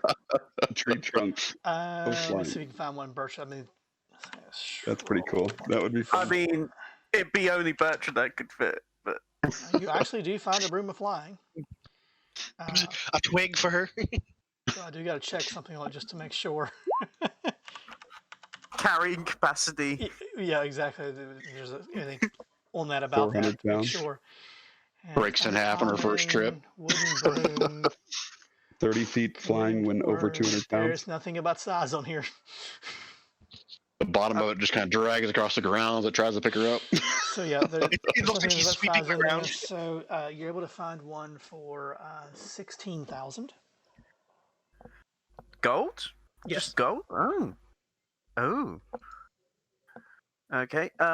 Next one was Necklace of Adaptation. There was only 2 of those found. And both have been Okay. bought. Okay. Never mind then. And a belt of giant strength. Just thought. God, that's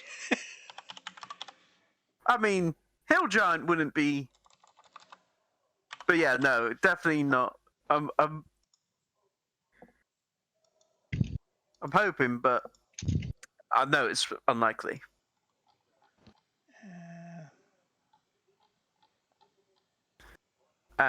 Pretty much looking for the lesser one, sort of like the lesser one, like the hill giant one. yeah. That's the belt, isn't it? Yeah, it goes hill giant, stone, frost, then fire, then cloud, then storm, and you get more and more strength. So the catch to it is the gauntlets that I took is it goes to 19, and you can't change. Yeah, hill giant would be 21. Yeah. Okay. So you yeah, that are able to track one down, Drum roll. and the price is 12,000 gold. Damn, that's a pretty good deal. You ask me. That is not a bad deal. 12,000 GP. So with the broom of flying, that would be 2,800. Yep.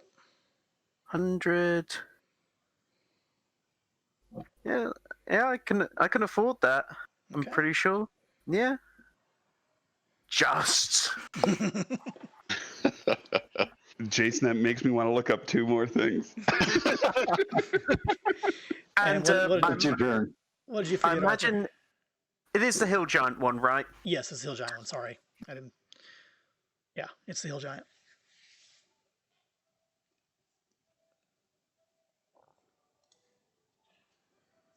Okay, Arthur, what did you forget? So I didn't hear what Anthony looked for. Did he look for the Ring of Regeneration? No, you No. did not. Okay, then I'd like to look for it.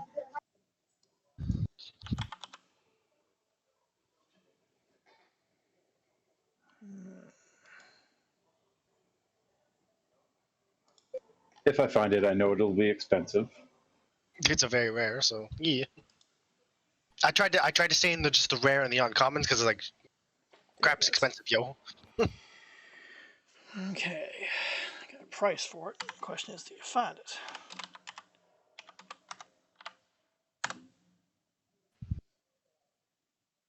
No, you do not find one. Out of curiosity, what was the price?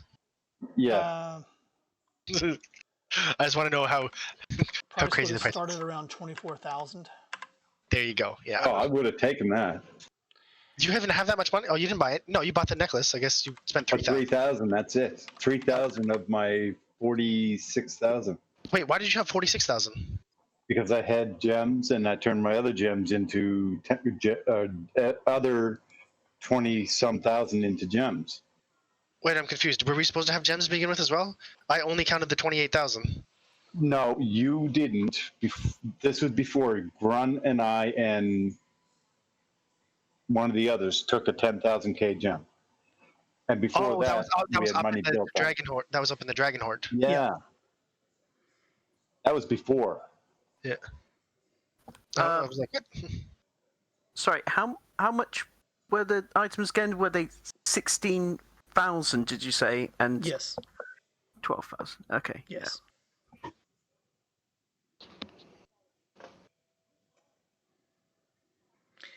I got the last Anybody else? Last call I for got- shopping. belt of dwarven kind and boots of elven kind. Figured those were going to come up. I was surprised it didn't come up earlier.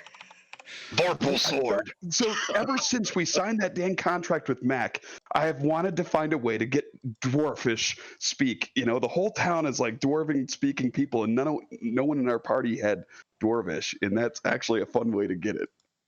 Boots of elven kind, yes, you can find those. They're fairly common. 5,000 gold for those. Okay. And let me look for the belt.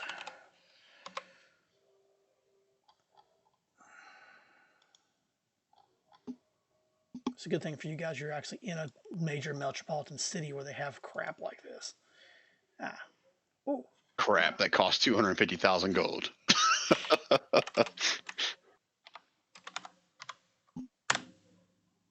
you do not find the belt. Oh dang! All right. He will buy the boots. Okay.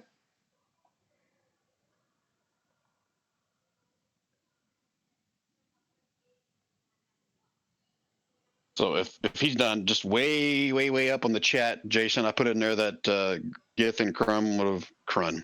Man, I'm just butchering their your names character's left and right. That's our new names, Gith and Crun. Well, not Griffin one. They would have bought 20 healing potions, 10 for each ship, assuming there was that amount of quantity in a city. You can find them, yeah. Okay, all right. So I've already deducted it from the ships. Yep. Okay. And I've added them to the character sheets. Okay.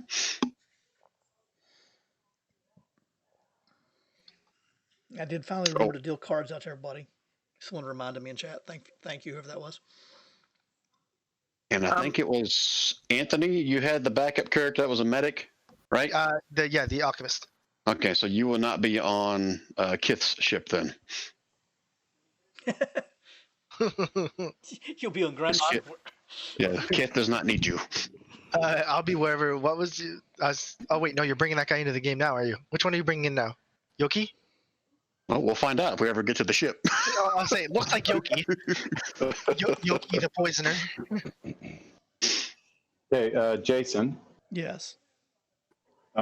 Since you had nothing else I wanted, I will take that ring of free action for 40K. Okay.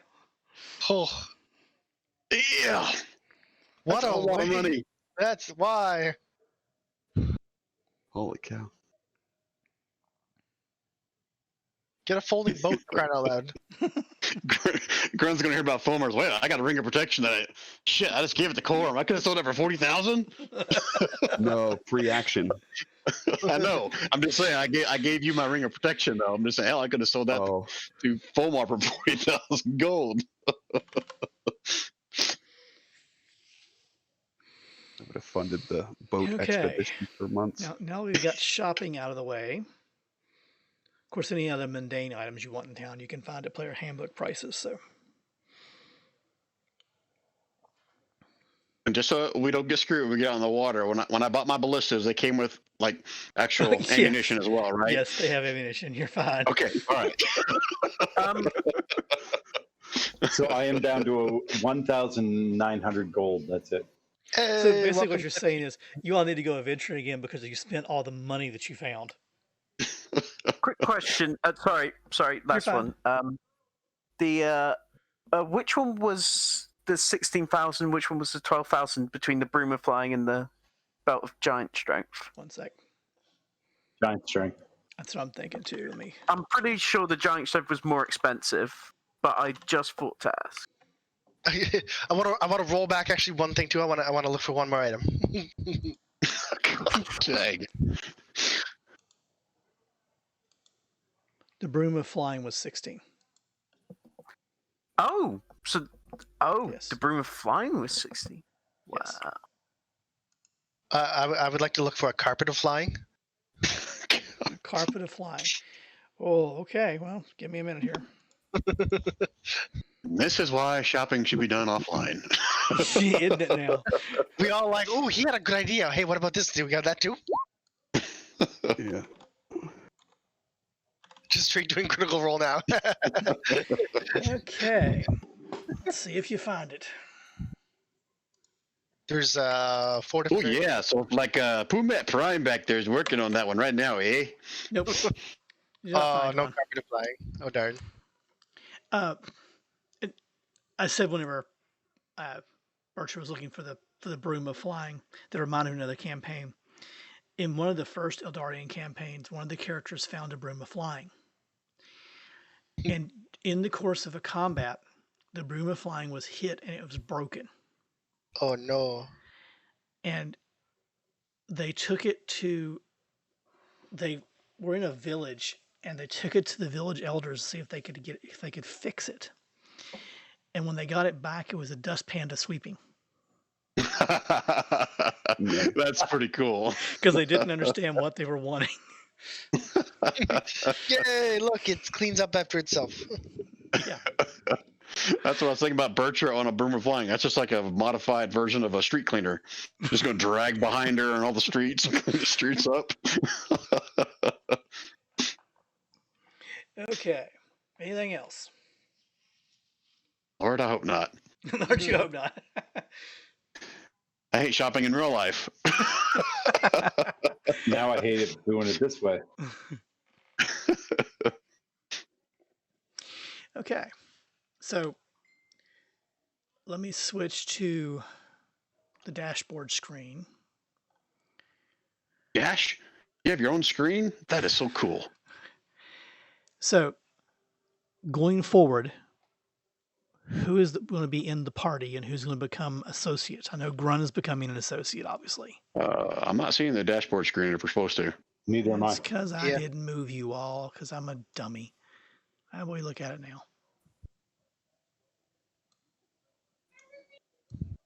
Can you see it I'm now? staying. Yep. Yeah, it's got to zoom out. Oh no, So where'd no- Grun Are we go? defining that now, or are we going to go to the ship and find out? Man, I'm fine defining now. That's Well, cool. I'm just trying to get a feel for who's staying, who's not staying, that sort of thing. Why Yoki so small? Why you guys all freaking giants? So Yoki will be okay.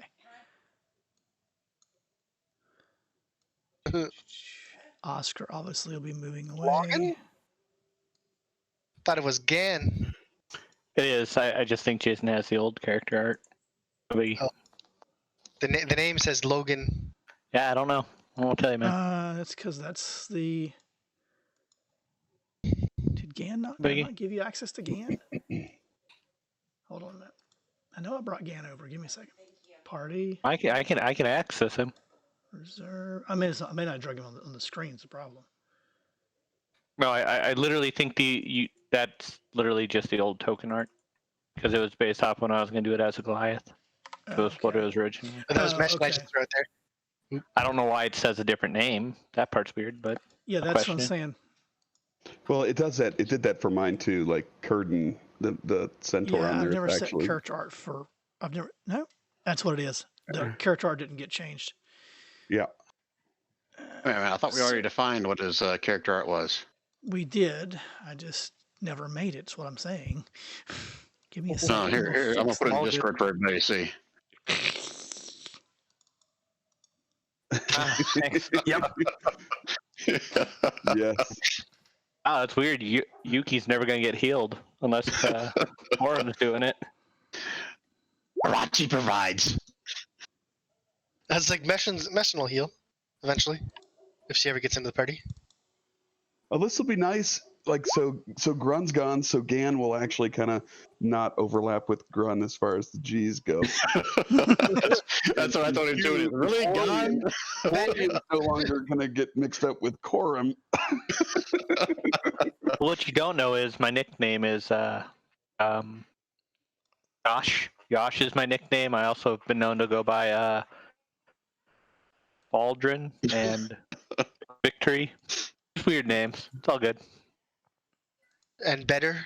Nerdra. Yeah, that's it. Wait, you just call me a nerd? What the hell? No, I said Nerdra. There's a difference.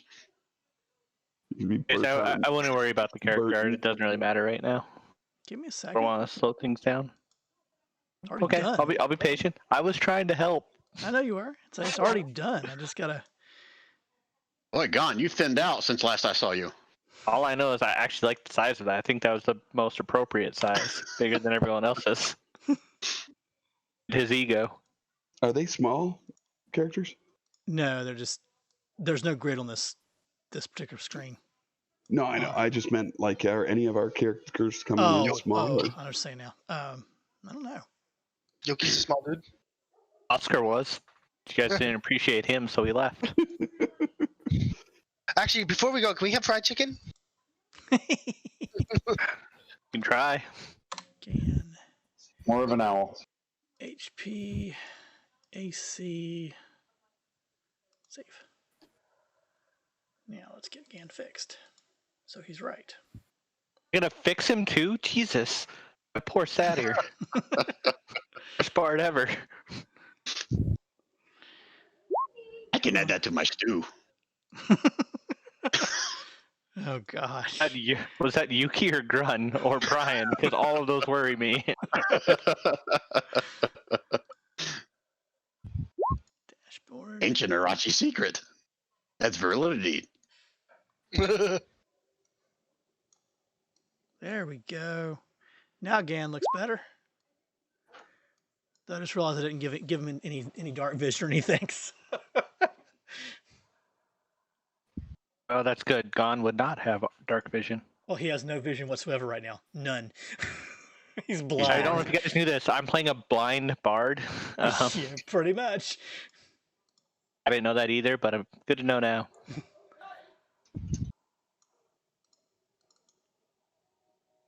Gliding, vision, has vision. Okay, doesn't emit light, doesn't have dark vision, so we're good there.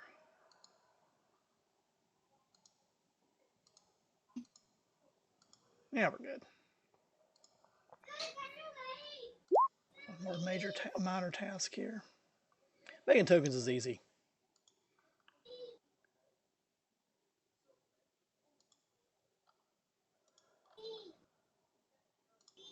Oh, hey, you know that one poisonous breath that killed Roglin?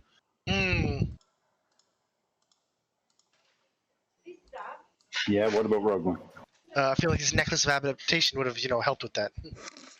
You think? Not a chance. Okay. So, And really, it would have only helped you at the first one. The multiple breaths after that, where he just kept breathing on you, probably would have been less Squishing me with effective. his tail and his claw, and Just kind of kept stepping on you.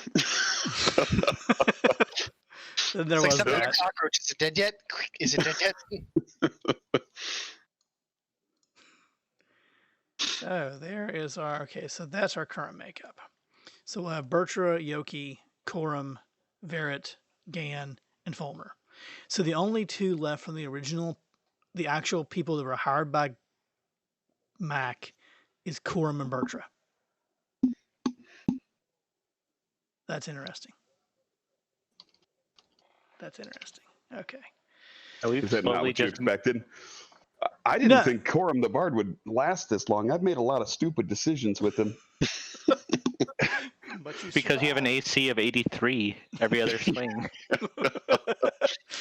He has been pretty strategic with that, and sometimes it has worked out well, and other times it has not. Okay. So once everything is settled, you guys are getting on. Which ship is Grun captaining? The Chaste or the Duchess? Grun's on the Chaste. Okay. That's a smaller cargo of the two ships. Right. So you're on this ship. Sweet. And you guys can drag your characters over. If you want. Oh, so Jason, I don't know if we talked about it or not. Oh. One of Grun's intentions during the outfitting of this was to permanently put the his magical privy in the ship. Okay. So we don't have this wooden thing that just poops out into the ocean. It poops into oblivion. Okay.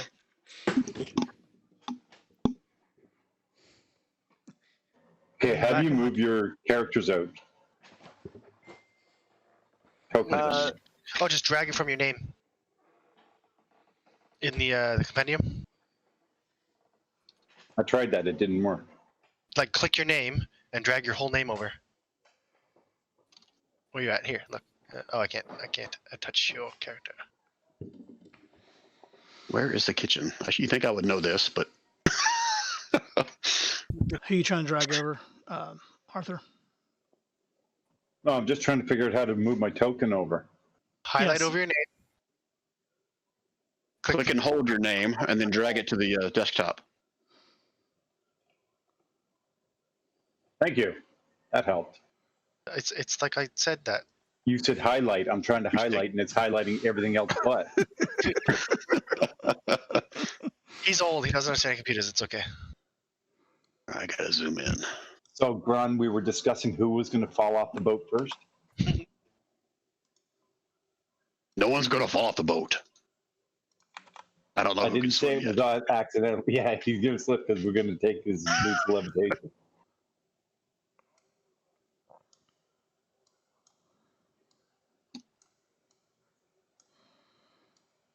Okay.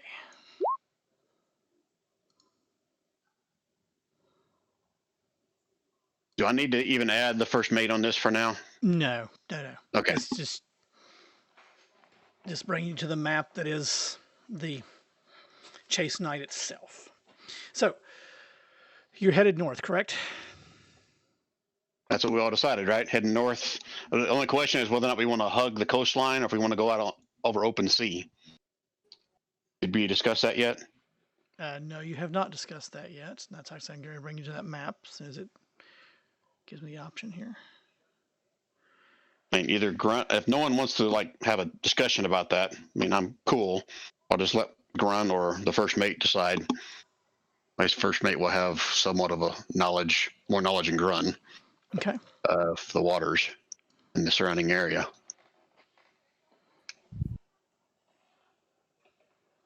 I thought on our first boat or trip out, I thought we had decided we were going to stay close to the shore just in case. I mean, I'm good either way. I mean, Brian is. So if you guys want to do that, we can do that. Grun's the Well, it don't captain. matter So to you me. know what you're doing. Well, I'm going to lean on the guy that has sailed longer than Grun on Okay. the Ouroboros. So I guess that's up to Jason whether or not he would know which would be a safer route based on the recent news of ships being attacked. Ouroboros is leaning toward running the coastline, Okay. though he points out and looking here at the map, running from Gumtar Stronghold up to. Let me zoom in so I can read stuff here. Dragon something, right? Till Bell Meadow. Here. Oh, there first. Okay. Yeah. He would suggest doing this.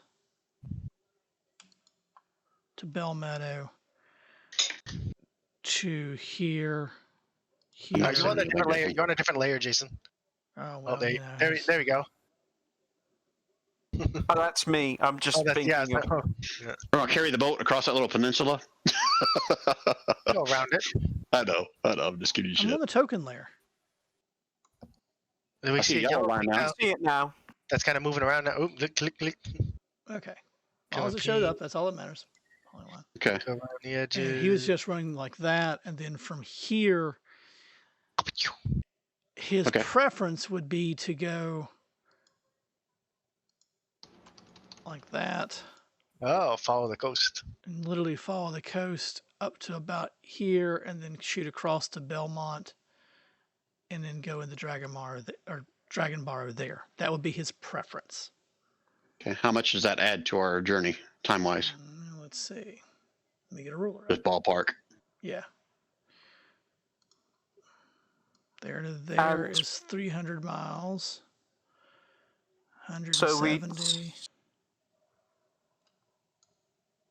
I have a quick question. Would we Sure. be stopping in these places, like all these cities, Depending how many days it takes, and like, oh, good, it's good to stretch our legs. or supplies, or trading? Yeah, and you could stop in those towns. Let's see. So, Looks like it's 800 miles. yeah, it's 800 miles as opposed to the original 600 miles. So it's going to take another 2 days. I can do roughly 288 miles on a day Right. if we go non-stop and don't have any stops. Right. Hey, I'm your new captain, and I'm working you like a dog. Pretty much. All right, so if that's Orbo's suggests, then that's what Grun will go with. Because Okay. he knows these waters better than Grun.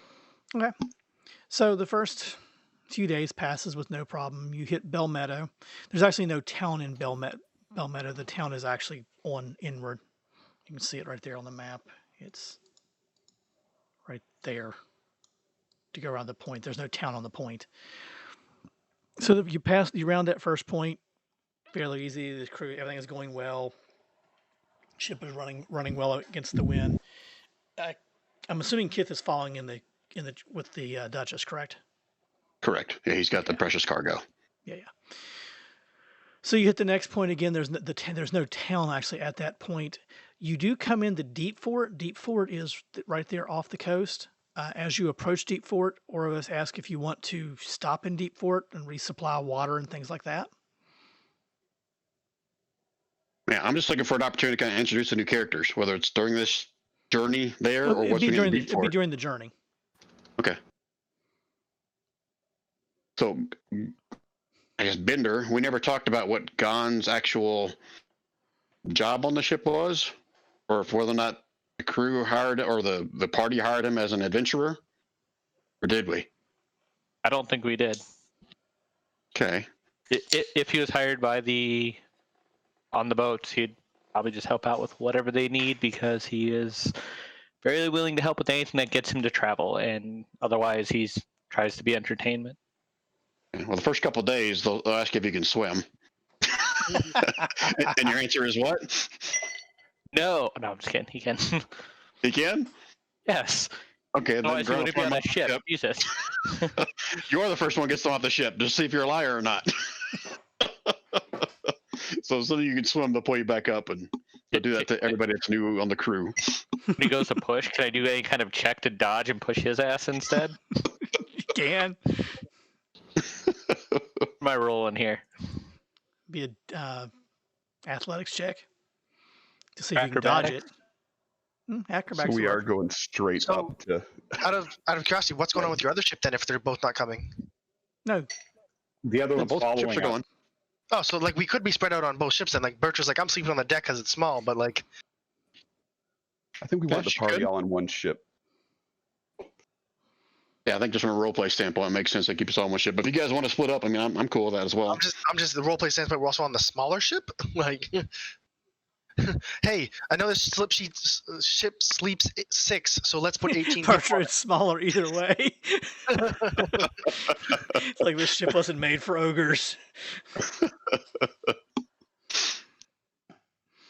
All right, so I guess Gon, give us an introduction of your character and I'm What still would you trying to share with dodge your ass, trying to push me in the water. oh, I got you want me to roll something or something Yeah, there? roll a dex check. Is this is Grun and Oribos both doing it? Yeah. Okay. They're having So fun. Roll it with it's whichever one of them both? at advantage. In strength? that case, Strength is fine. I'll let Grun do it. sweet. Yep. You hit the water. Sweet. When I come up, can I try to convince 2 of them to jump in the water themselves? Sure. Convince who to jump into the water? Whoever just threw me in the water. Go ahead and make a save. Ooh, increased by a level. If you're doing it at the Grun and That would target an Orgos, additional creature.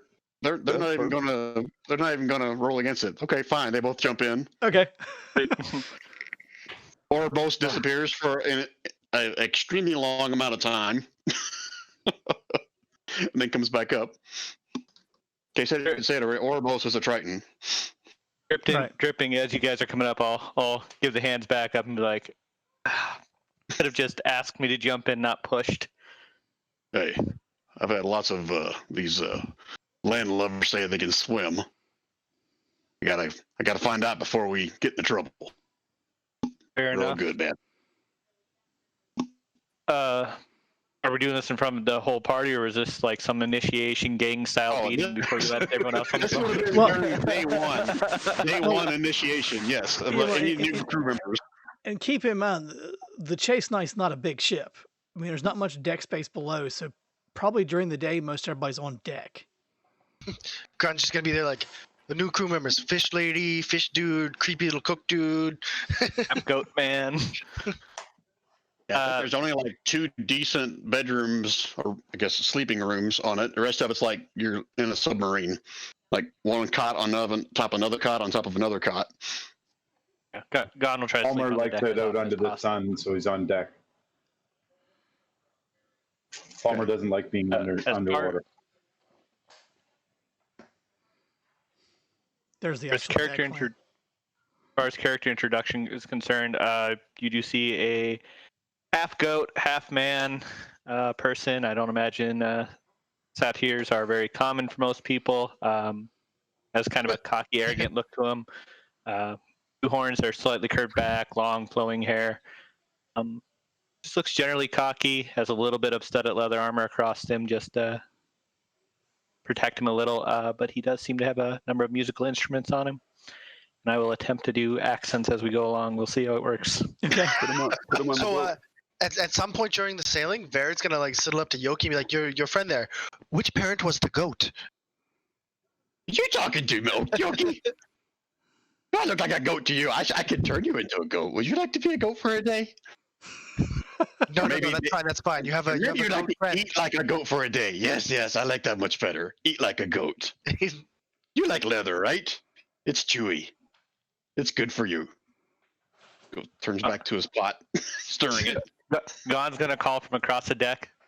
Goat was the father. Your mom was the mother. Wait, you can hear him from the kitchen. Those ears aren't for nothing. Verid has also sworn now purpose he's of that going to insult, survive. yes. He's going to survive off rations for the rest of this voyage and never touch a thing Yoki serves. Yoki, good cook. Yoki's good at this. You be good to Yoki. Yoki be good to you. Sure thing, little friend. He's going to like pat you on the head gingerly. No, don't touch. Don't touch. Yoki don't know you that well. You don't touch. You like to eat, yes? Then don't touch. He can't decide if that's a threat or not. Do not contaminate what Yoki make. So, what does Yoki look like? Yoki is a wiry little gnome. Tends to talk to himself a lot in third person. Refers to himself as Yoki constantly. And during this journey, you guys are going to hear all about Arachi, his deity. That is the one true God, and all of the gods are either false or they serve Arachi, and he'll just talk your ass off about that nonstop. But he's the resident cook, and he always adds and other things when someone asks him about it, and he's just got a little bit crazy look in his eye. Whenever your Yoki's saying that, Gon would be pointing out that Dionysus, he's pretty sure Dionysus is older and is a much more enjoyable god to serve. No. Your god just serves Arachi. He gives him lots of nice Dionysus. That's the liquor and horrors that Gren talks about. Yes. Liquor and revelry, but yes. Yes. Arachi partakes in some of your offerings from your god. All in worship to Dionysus by partaking. Yes, you can worship him if you like. That's good of you. You small folk like the lesser gods. Including your god who worships by partaking as well. The circle. Yes, he partakes of what your lesser god gives him. Yes.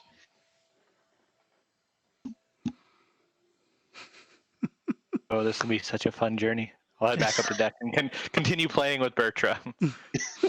So I'm saying this out of character, but do we have a Grun Junior there?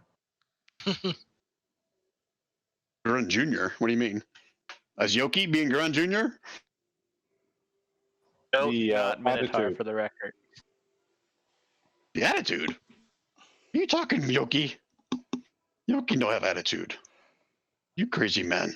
What are you? Not even a man. What are you? You're elf, right? Half elf. Yeah. So you're half of whatever you are. I'm no young Yoki. I'm no young Grun. I'm old Yoki. You like food? Yes? Every time I ask that question, I get a little bit more nervous. Well, No, so out of character, he's a rogue. He's a custom class of Jason's. He wasn't his guy, then he took it out. Then once he realized I used it, he put it back in. So he specializes in poisons, and he has a little bit of magic behind him as well. and tends And he to can use swim fast. the leftover potions from another potion maker on the ship to add spices to his meals. Yeah. He's all kinds of stuff to add spices. He's got patched holes in the cauldron because he put explosives in it. This will add some kick. Poof. Exactly. Grun, like 3 weeks into sailing, just doesn't even bat an just like his eyelid twitches as like he hears another explosion. Yeah, that brings up a good point. That's safe, right? Yeah. So that brings up a good point. At some point during the journey, Grun's going to have I guess, somewhat of a serious conversation with Quorum, telling that, how this is kind of like his new life now on this ship, but he feels obligated to help you guys in any way, and that's when he'll give you the ring, obviously, Quorum. He's going to have a conversation with Bertra, the same lines, saying anything that she wants, anything that she needs, he's going to be there to help her. He'll offer to give either her or Quorum his Javelin of Lightning if one of you guys want it. We'll kind of look towards Bertra. I think that'd be a good one for her. Okay. He's also going to offer up the Giant Slayer somewhat reluctantly to Bertra because he knows how she feels about it. But he's saying if you guys want to take this on your journey north, then by all means, it's yours. You deserve it. The javelin's okay. That sword is. I know how you feel about it, Bertra. Absolutely. I know you got nervous when I used it. So, but still, I thought it might come in handy for, where you're going. There are giants up there, right?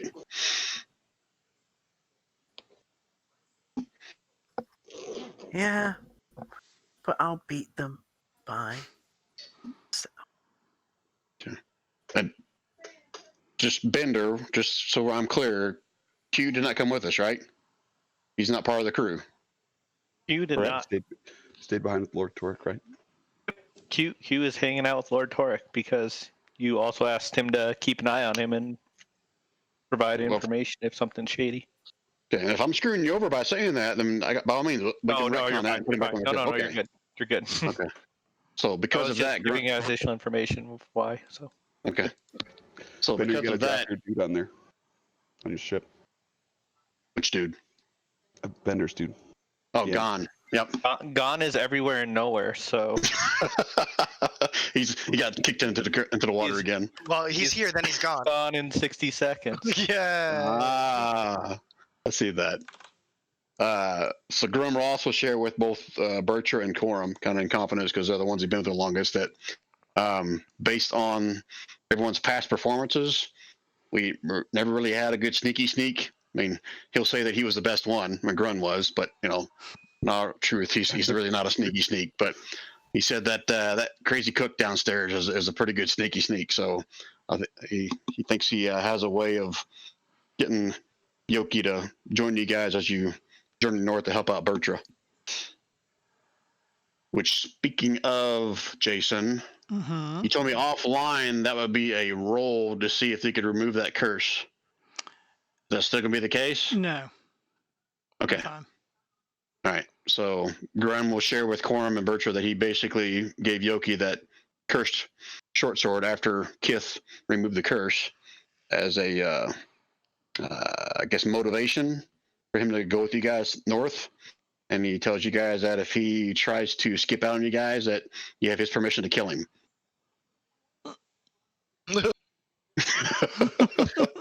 So, what do you call this guy? One of the bait, disposable?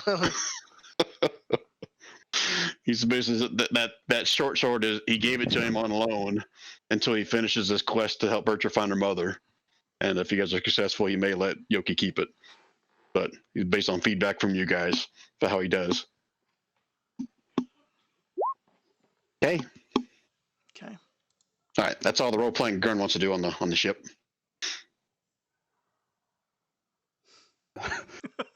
Gorm's kind of thinking about what he knows about that cursed weapon.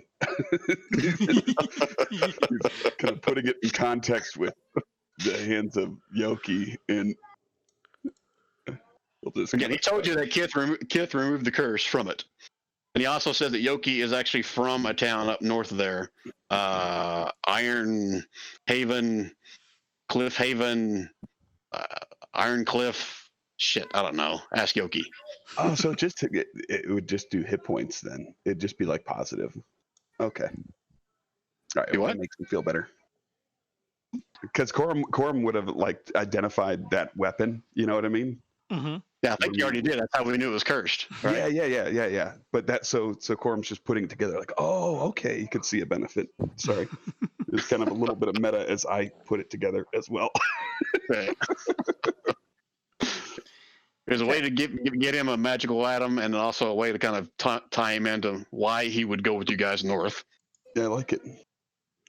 So, as you round the point after Deep Fort and start making your swing to the map toward Belmont and across the bay, because he's keeping you close to the shore as he possibly can.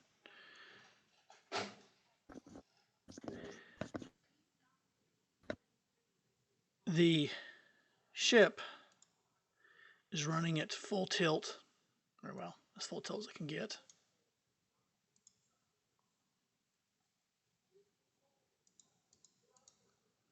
Let me get the map on the screen for us so we can see it. Hold on, my dog will let itself out. It's barking 1 second. Sorry.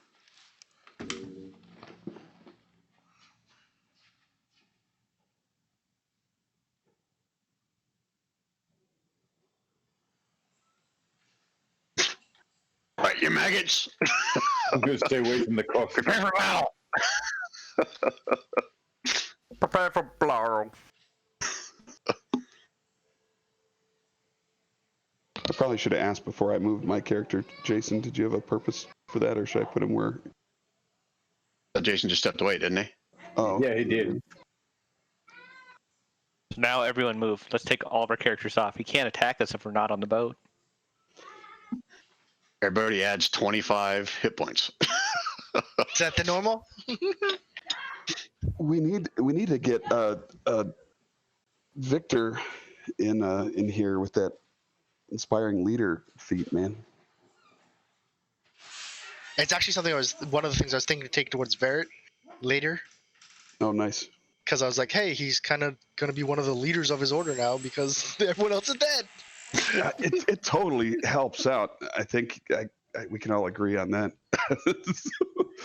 But you're probably right. It's probably not bad to take it like around level 8 or 12. I thought it made sense. Well, I'm going to probably switch in from my splint to my cold armor because that seems like it's going to be fucking useful in the mountains. It can protect me from dragon breath. It can protect me from the cold of a mountain. Yeah, that's pretty cool. And just having the advantage on Frightful Presence was pretty cool. Which one is that? That new scale armor that Bertra got. Oh yeah, that thing is pretty badass. So it also looks fabulous, darling. So as the ship sails along the point, and you can see the lighthouse on the point off at the distance just a little bit as the ship rounds the point. Suddenly,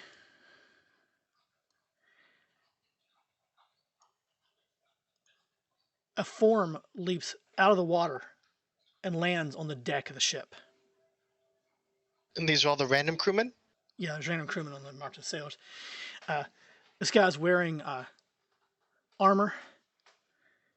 He literally jumps out of the water and scurries across the deck as fast as he can. And then he falls. I can't hold him because I'm on the wrong layer. And literally falls on the deck almost at Bertra's feet. Let's see where I had him for. There we go. Is he bleeding? Fish blood everywhere? He's exhausted, out of breath. Was he running from something underwater that we should maybe not stick around for? He wasn't running, he was swimming. Swimming, yeah, you know what I Swimming. mean. But he jumped Was up he- out of the water onto the deck. Meta here. Has everyone seen that video of the seal that jumps on the boat because it's the killer whale chasing it? Yep. That's immediately what I thought. When he's like, it jumps up, it's exhausted and falls over. I'm like, yeah. He's dripping with So- seawater. He's laying at Bertra's feet, breathing heavily and looking behind him. Hey, bud, you okay? Like a pet. Run, run. They're coming. Run. Who? I don't know if Grun hears this or not, but Well, depends on where Run, Grun's there's at. someone coming. Grun's gonna shout out whatever the warning is for everyone to prep themselves for battle or whatever, and just tell them to go, full hit the steam ahead. sails. Yeah. Yep. No sooner do you make that shout out than two more forms, much larger, drop onto the deck. Is it crab people? It's crab people! And that's where we'll pick up in 2 weeks. People. And that's where we'll pick up in 2 Yes! weeks. We got dinner. We need to flesh it out now, Jason. Now. Does anybody have any butter? Out of character, what are those things? I mean, I've faced Crabman. The crab people. They are Tull. I forget what they're called. Oh, Tull. Chull. Chuul. we're missing some peoples. I see a whole bunch of grunt tokens. I dropped one there earlier. And a Q. So, grunt. Q. But that is where we'll